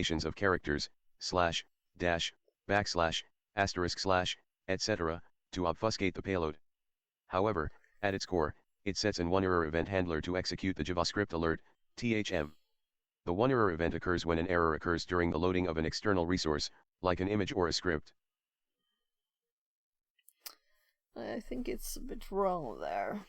So this is not obfuscating, it's actually trying to get around lots of stuff, right? I would need a more explanation, that's why I added it here. Maybe this is not useful. Sometimes it's just not good. %0D, %0A, %0D, %0A, these are URL encoded characters representing different line breaks, %0D and %0A. They might be used to try to break out of certain contexts in which the payload is injected, making it harder for the browser to properly parse and sanitize the injected code. /style // title / text area / script / \x3c svg svg onload equals alert, thm, / \x3e, this section is another attempt to obfuscate the payload. It seems to be trying to inject svg, scalable vector graphics, markup, setting an onload attribute to execute the JavaScript alert, THM. The \x3c and \x3e are URL encoded characters representing and, respectively.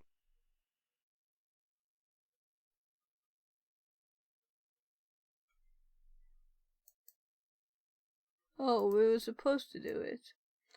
Okay, I was just trying it.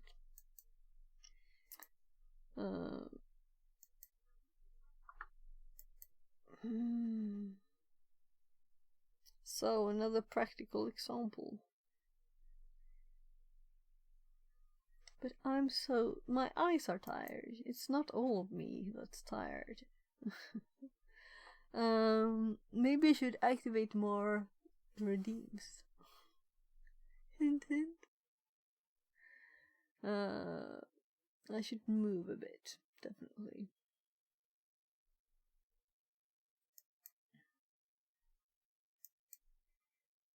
Let's close that one.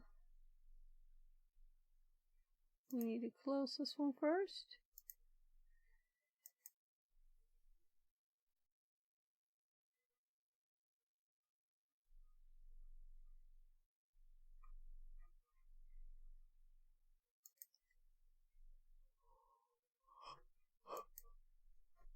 Oh, I'm so sorry for being so sleepy.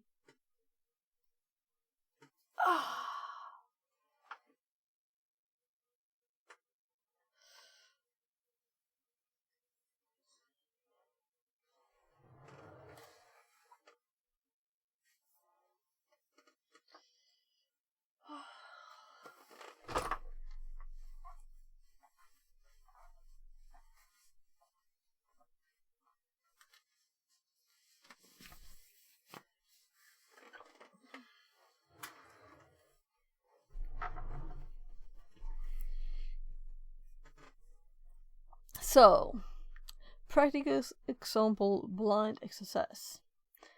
And 10 seconds till we have an IP here.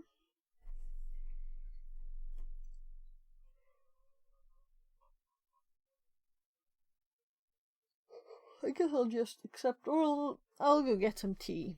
Right? I'll go get some tea. Is this the right tea one? Just getting some tea. Be right back.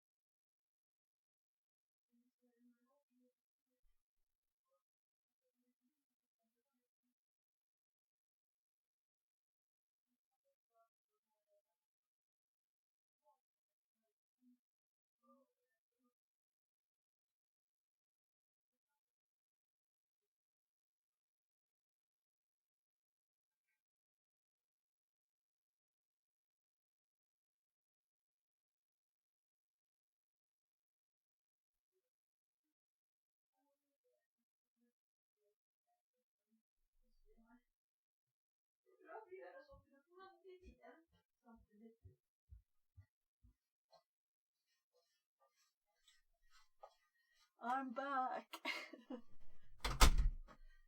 Now I have lots of hot tea.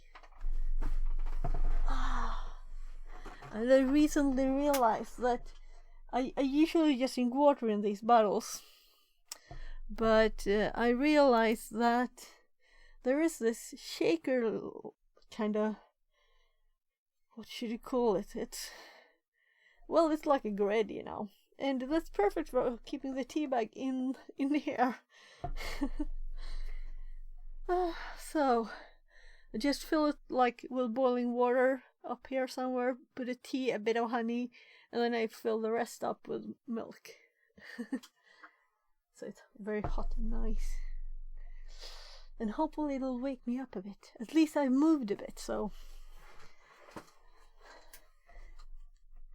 Very nice. I not that I was cold, but warm. So nice.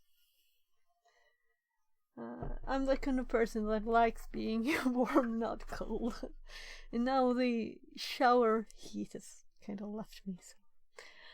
So we have another bit here to finish.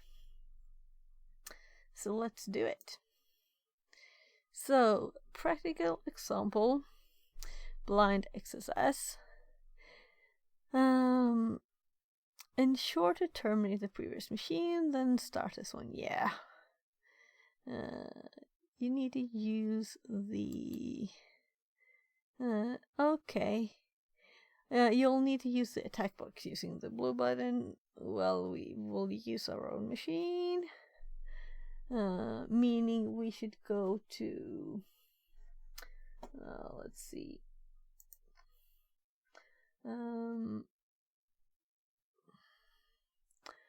I can open it here too. Maybe that's better. There. So we have it open here. I'm closing it on our machines. We only have TryHackMe on that side. So I'm almost assuming we're going to start like an HTTP server, but let's not do anything. Let's read.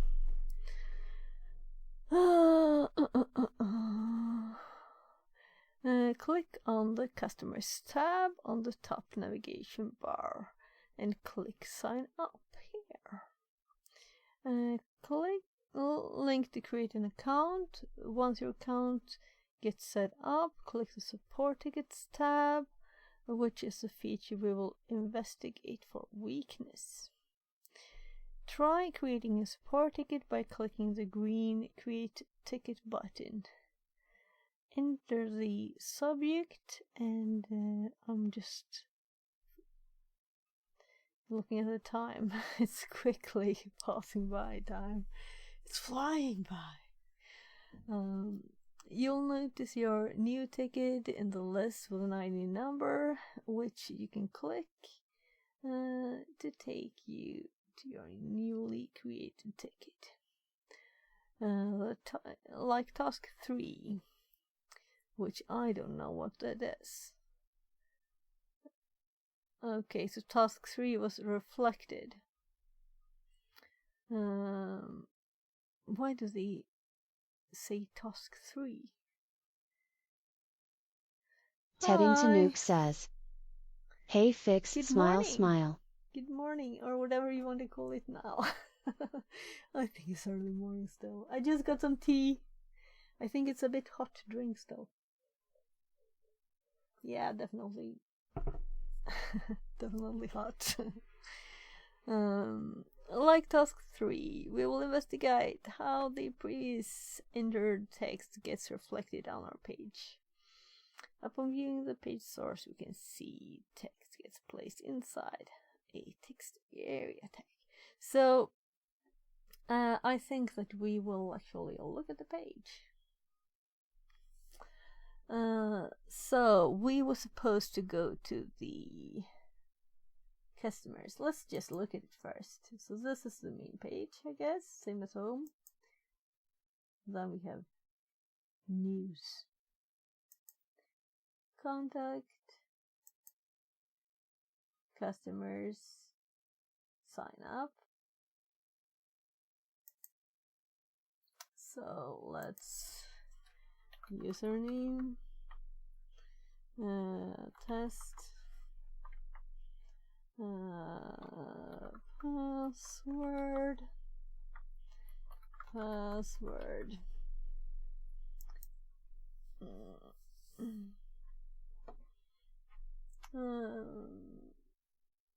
Welcome to your consumer dashboard. They want us to go to create ticket. Right, it must be here. Create ticket.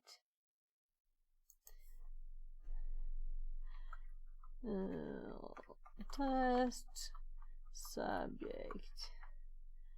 Test contents. And we create the ticket. And I guess this is the database probably, right? So we can see it, and I'm falling asleep again. Let's see if I can drink some of this. Ooh, so hot, but also sweet.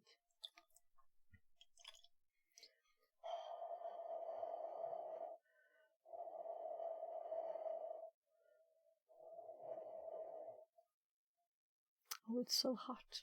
I can't really touch it even.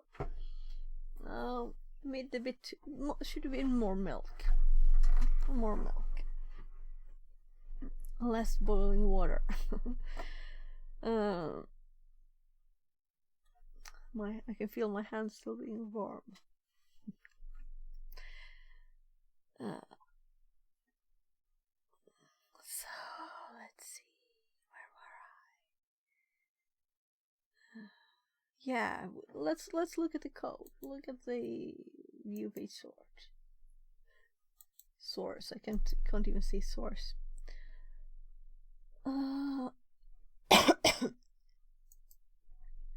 So I'm blind, so let's search for test. Oh, here it is.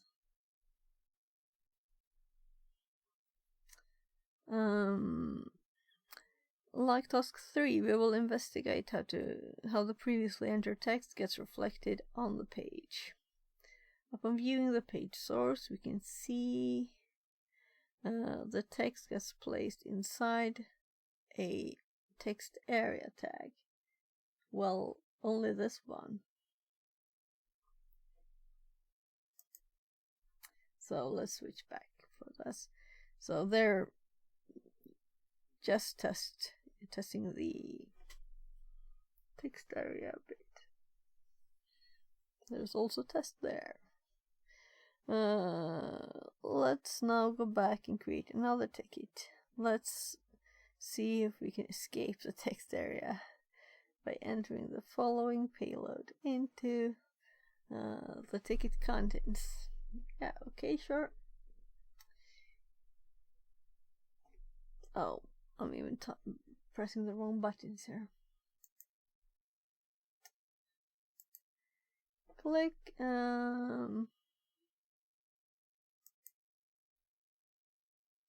So let's create a new one. And let's call it test 2. So let's text area.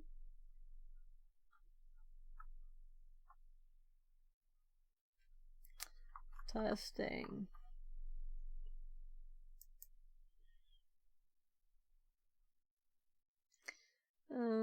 Let's click it.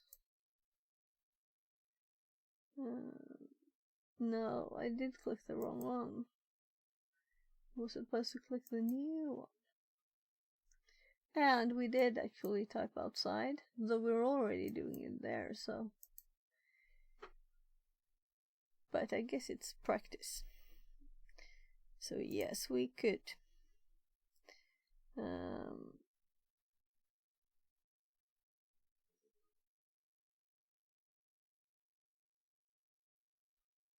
2:30 already.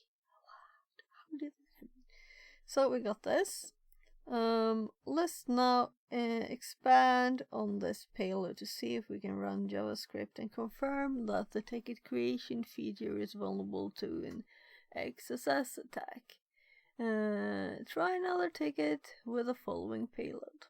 This is actually very good practice. I like this because it's practical and we're actually typing the things and we're doing them more than once, meaning it's not just reading it and then it's not stuck in your brain, you know. If we do the things and we do them several times, then they stays stuck in the brain, right? So when I'm in the situation and I see this kind of thing, I will be like, right, I can create tickets. I did it in this way. Right, I remember. I think it's a bigger chance, don't you think? So let's do test 3 then. And let's do I'm sticking to typing today because I want to practice. So text area, and we're doing the script tag again, and I actually failed to move there. There. So I guess we're doing the alert, right? Alert. And so they're always doing the single. Man, why am I so... Wake up now.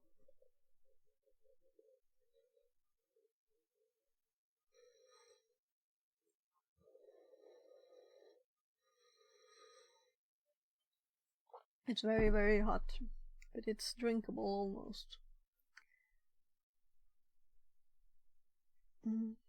So, was I done? We have text area. We're ending text area. We have a script, both of them. I'm almost wanna not end script and see what happens.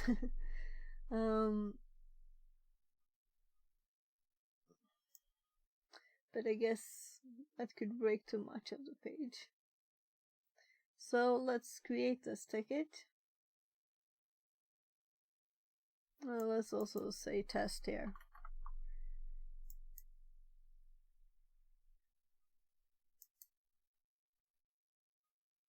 So we can still see our test, and we got this, and if we like upload, refresh it, we get it again, the message. So obviously we can run the code.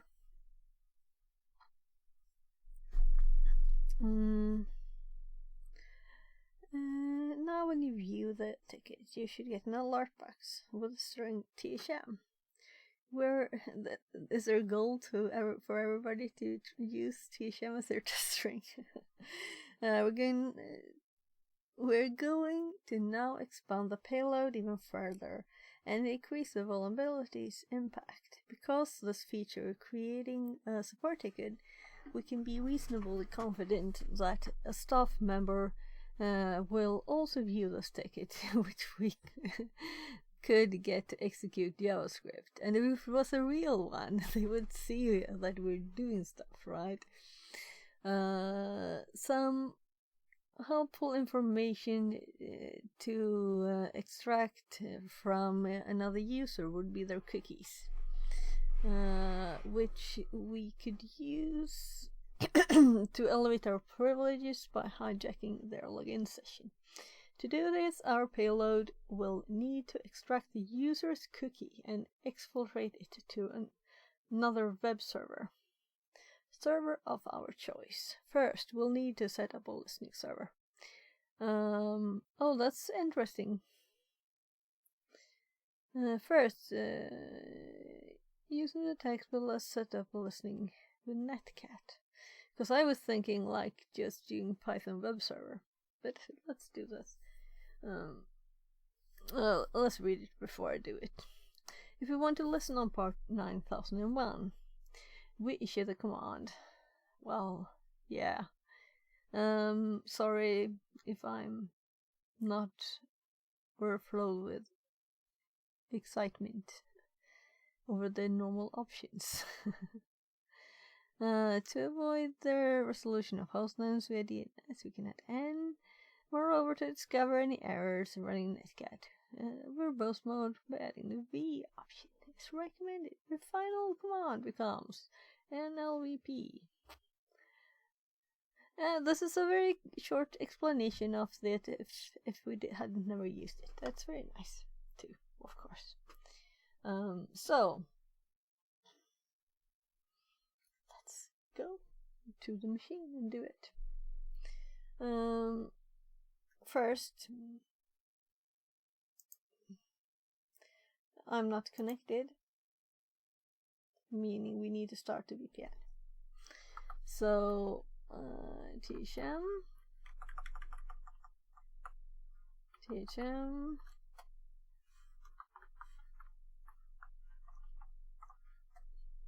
there.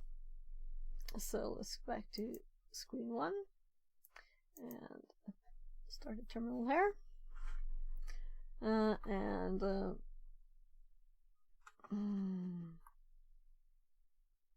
Let's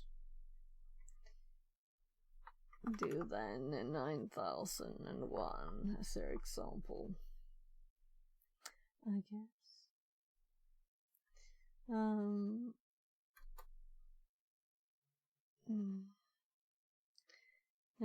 And they had NLVP for the order.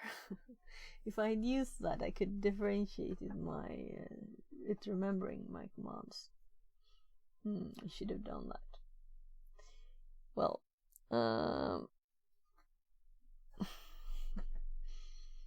the tricks you can use, you know.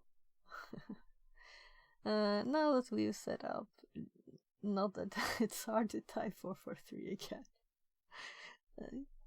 I'm not that lazy, I promise.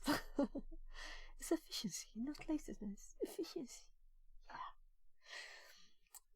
Now that we set up the method for receiving the exfiltration information, let's build the payload. So we have the text area and script tags just as we used to, but now we have this bit in the middle with fetch, which is kind of something I should remember. Fetch seems like a good thing to have, and this is also very interesting, the cookie and making it, you know, sendable to ASCII. Let's type, and let's also see, because I was thinking what is the B here, but it doesn't say. But my brain says binary to ASCII, but it's not that at all. It's kinda. Let's search it because I'm kinda curious now. Yeah, binary to ASCII. Yeah. So it says binary and to ASCII format, and that is what it is. base64. ASCII values, but just these. So I guess I just wanted a better way to remember it. So what else could we have used, like B2B? Nah, as in base64. Let's continue. Text area, we know. This make an HTTP request, so it's obvious, but it's nice to try and remember it. The more times I read it or write it, the more better I will remember it, right? And this with the cookie.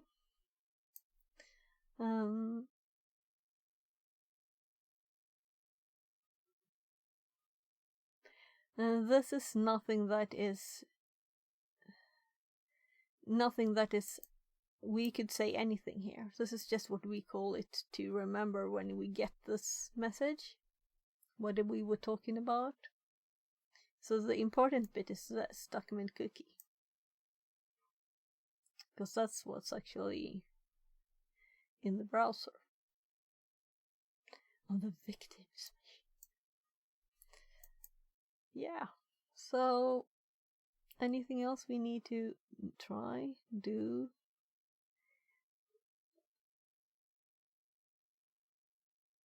They suggest we do it this way to decode. Let's do it, and let's type it manually because that's easier to remember later.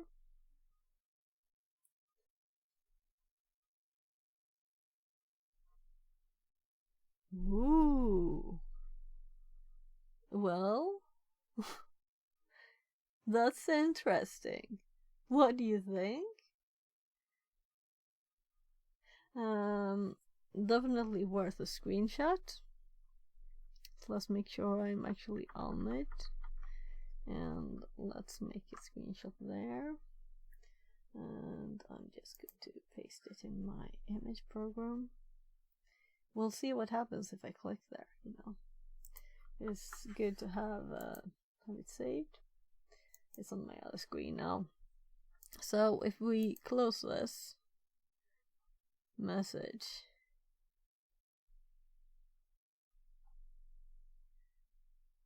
we'll see if stuff still works or if it died. How it died is an interesting bit now. So is this web machine still running or not? That's kind of slow, right? So I guess we'll have to start it again. I'm kind of curious what happened. And the reason I saved it was in case this didn't work. If it just dies, fine, you know. It doesn't matter very much, but if it dies and you can't connect back, which happened to me once. Or I couldn't stop the machine. That was a problem. And when I finally could, I did it by logging out. And then I couldn't log in, or there was problems. On stream. Took like 2 hours of our time. That's not what you want to spend your stream doing, right? We're waiting for the IP. 18, 17, 16. Come on.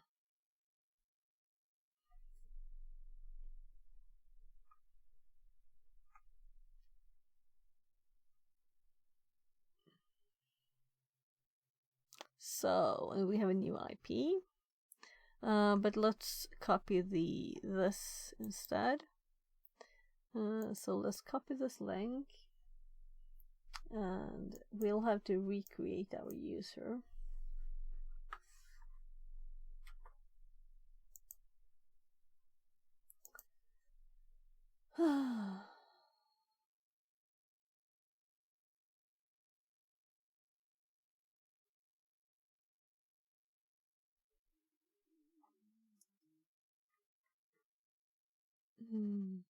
Yeah, and my IP is the normal one. So we're back here. Let's not explore all the things again. Signing up. User name, test, password. I'm not sure I typed the same thing even. Support tickets, create ticket, and this is actually like our tests 4 then. The others they don't exist anymore. We'll have to type it all in then, because that's what I want since I want to practice. I'm just scrolling back down the page to the actual place. There. So this is what I'm going to type, but with the IP.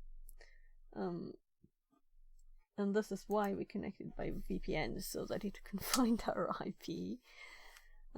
If we had an external site, I don't know if it even sends externally though.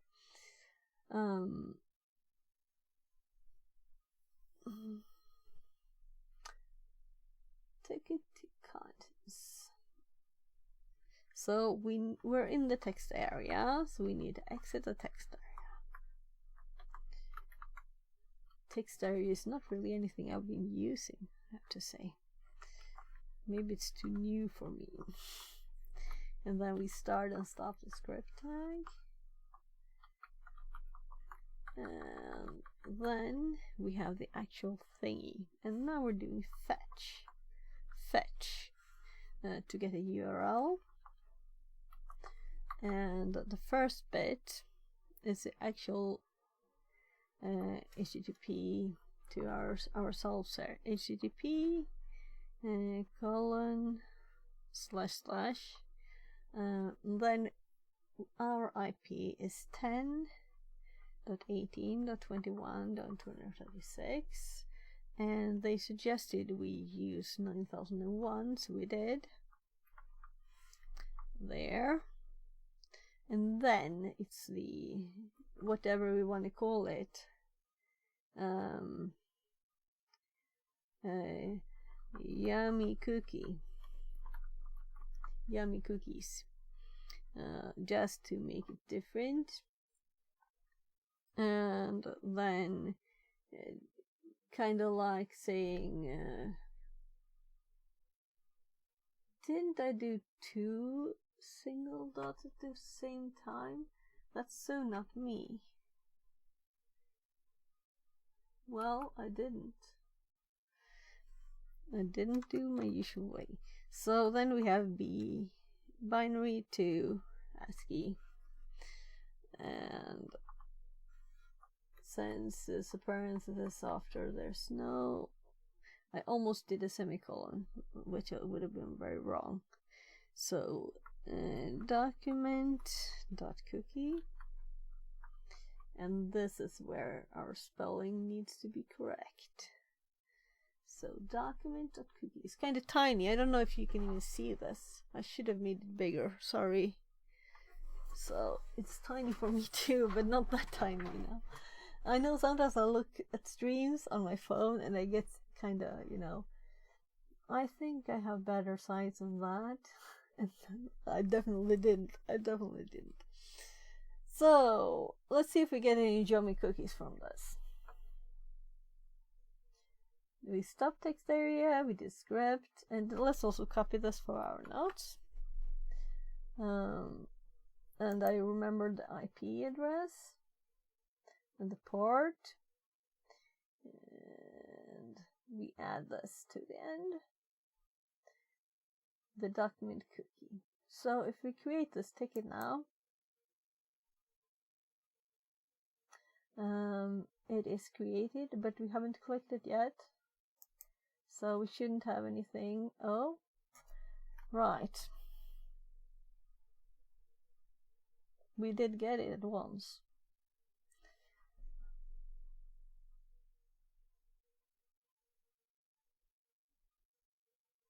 So I don't like this way of doing it. So let's do an alternative way and see what we get this way, because this closes down. That's not nice. You might want to have several replies, right? So now if we click this one, we can't see anything odd here, right? But if we look to the terminal, don't we have anything? No, nothing on this. Because we didn't try to get anything, any file. But it's still something. So, why didn't it work? Let's do it again, because I'm curious. I thought we wouldn't get anything before we actually test Testing again. We do the same thing. Let's call it cookie this time, so we can see the difference. And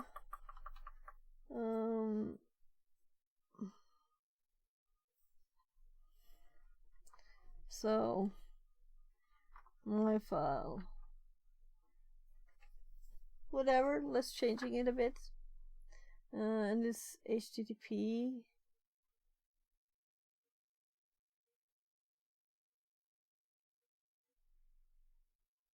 I'm curious also to do another part. So now we got something here. And we got a 404 of course, but we have the information. So if we look at this now, it is not here, is it?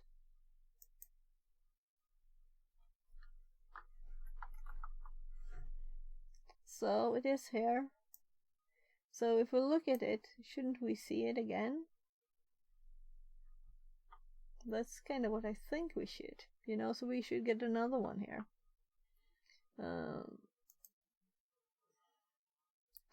So even if I update this page,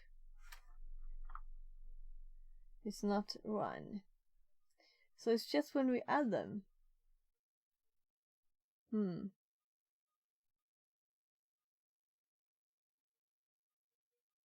just looking at. We might get more information this way.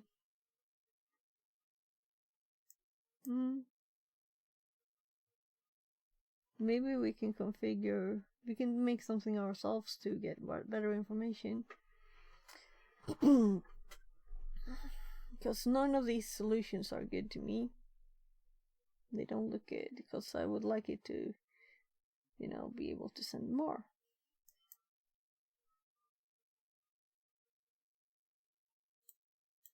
Oh, that was a mistake click. So we need to create a new ticket. It's only when it's created that it's actually run.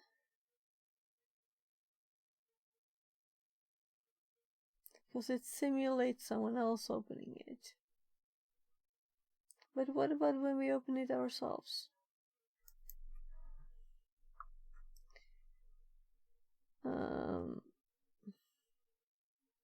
So let's just send exactly this. Test 6. And we create a ticket. And then it looks at it. And now we get it 200 since we didn't have a file name, you know. And no file exists.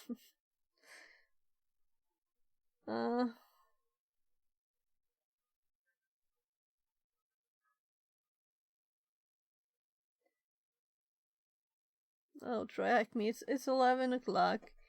And try hack me pops up to remind me not to forget to practice stuff. So we're already in there.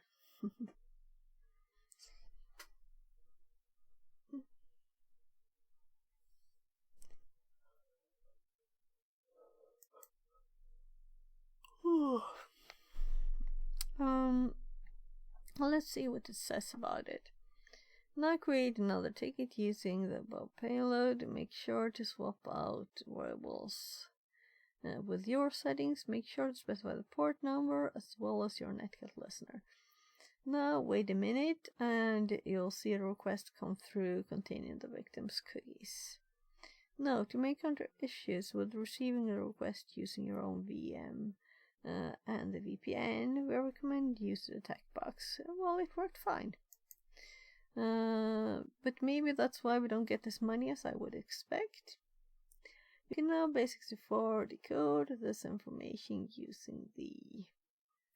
Yeah, we can...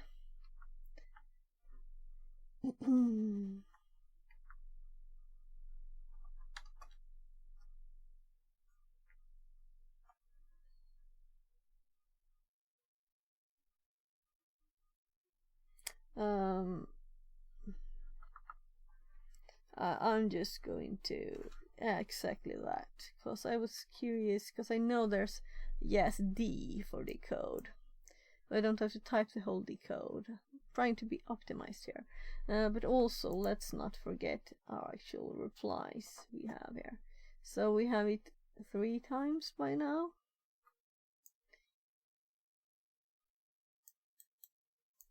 There. So let's echo this to base 64D. I'm trying to learn to be more efficient here. So, do they want it all or just the numbers? So, what makes me curious?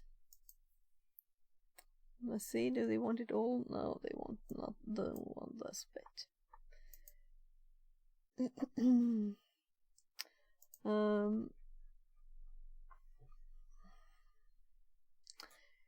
On the machine here, it said that it could be.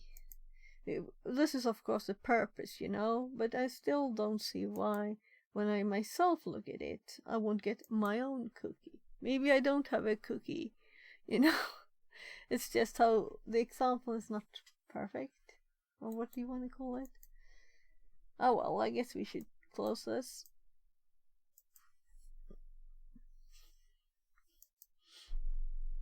There. So,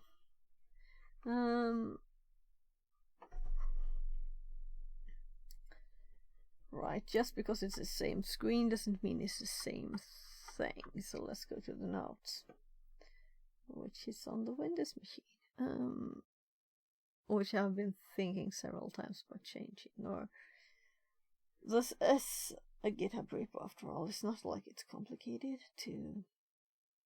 But is Obsidian available for Linux? It must be, right? Maybe that's what we do with the last time today.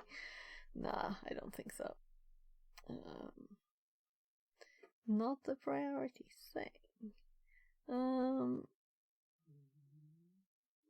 Yeah, first of all, this is a good room. I like how we get to actually practice things. I like it. Instead of just telling facts and then maybe one example. We get to repeatedly practice and increase our skills in steps. That's nice. And there are also details for people who are curious about something and didn't know it. And it's nicely structured and, you know, very good English too. So, in Swedish we call it miljöskadad, damage from the environment, by checking text for, you know,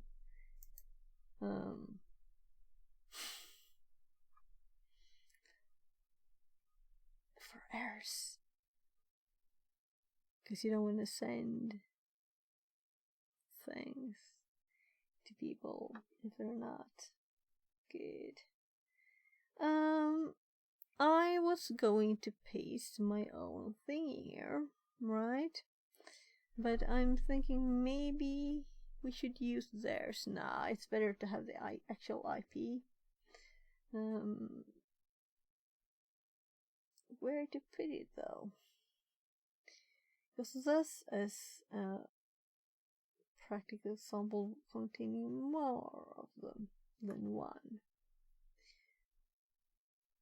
This is the example of the blind one.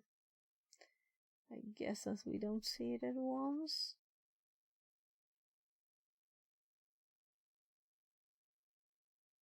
But it also a cookie stealing thingy. So this is a more advanced example of this. And mine is actually gone because I closed the web page. And I'm not going in there again, so let's just instead just use theirs. And let's add the IP, because I think it's clearer, even if it's not the IP you have. They use this. Will maybe help me remember the example better. Though this kind of annoys me that there's space here, but I guess it's readability. Oh, whatever. Doesn't matter. So I'm thinking we're done with the notes too for this one. Fetch is in the notes. It's not explicit, but I've used it now more than once, hoping that this will stay in my memory. So I guess we could terminate it. Let's go to the dashboard and see what is the next thing. It's command injection. That sounds fun.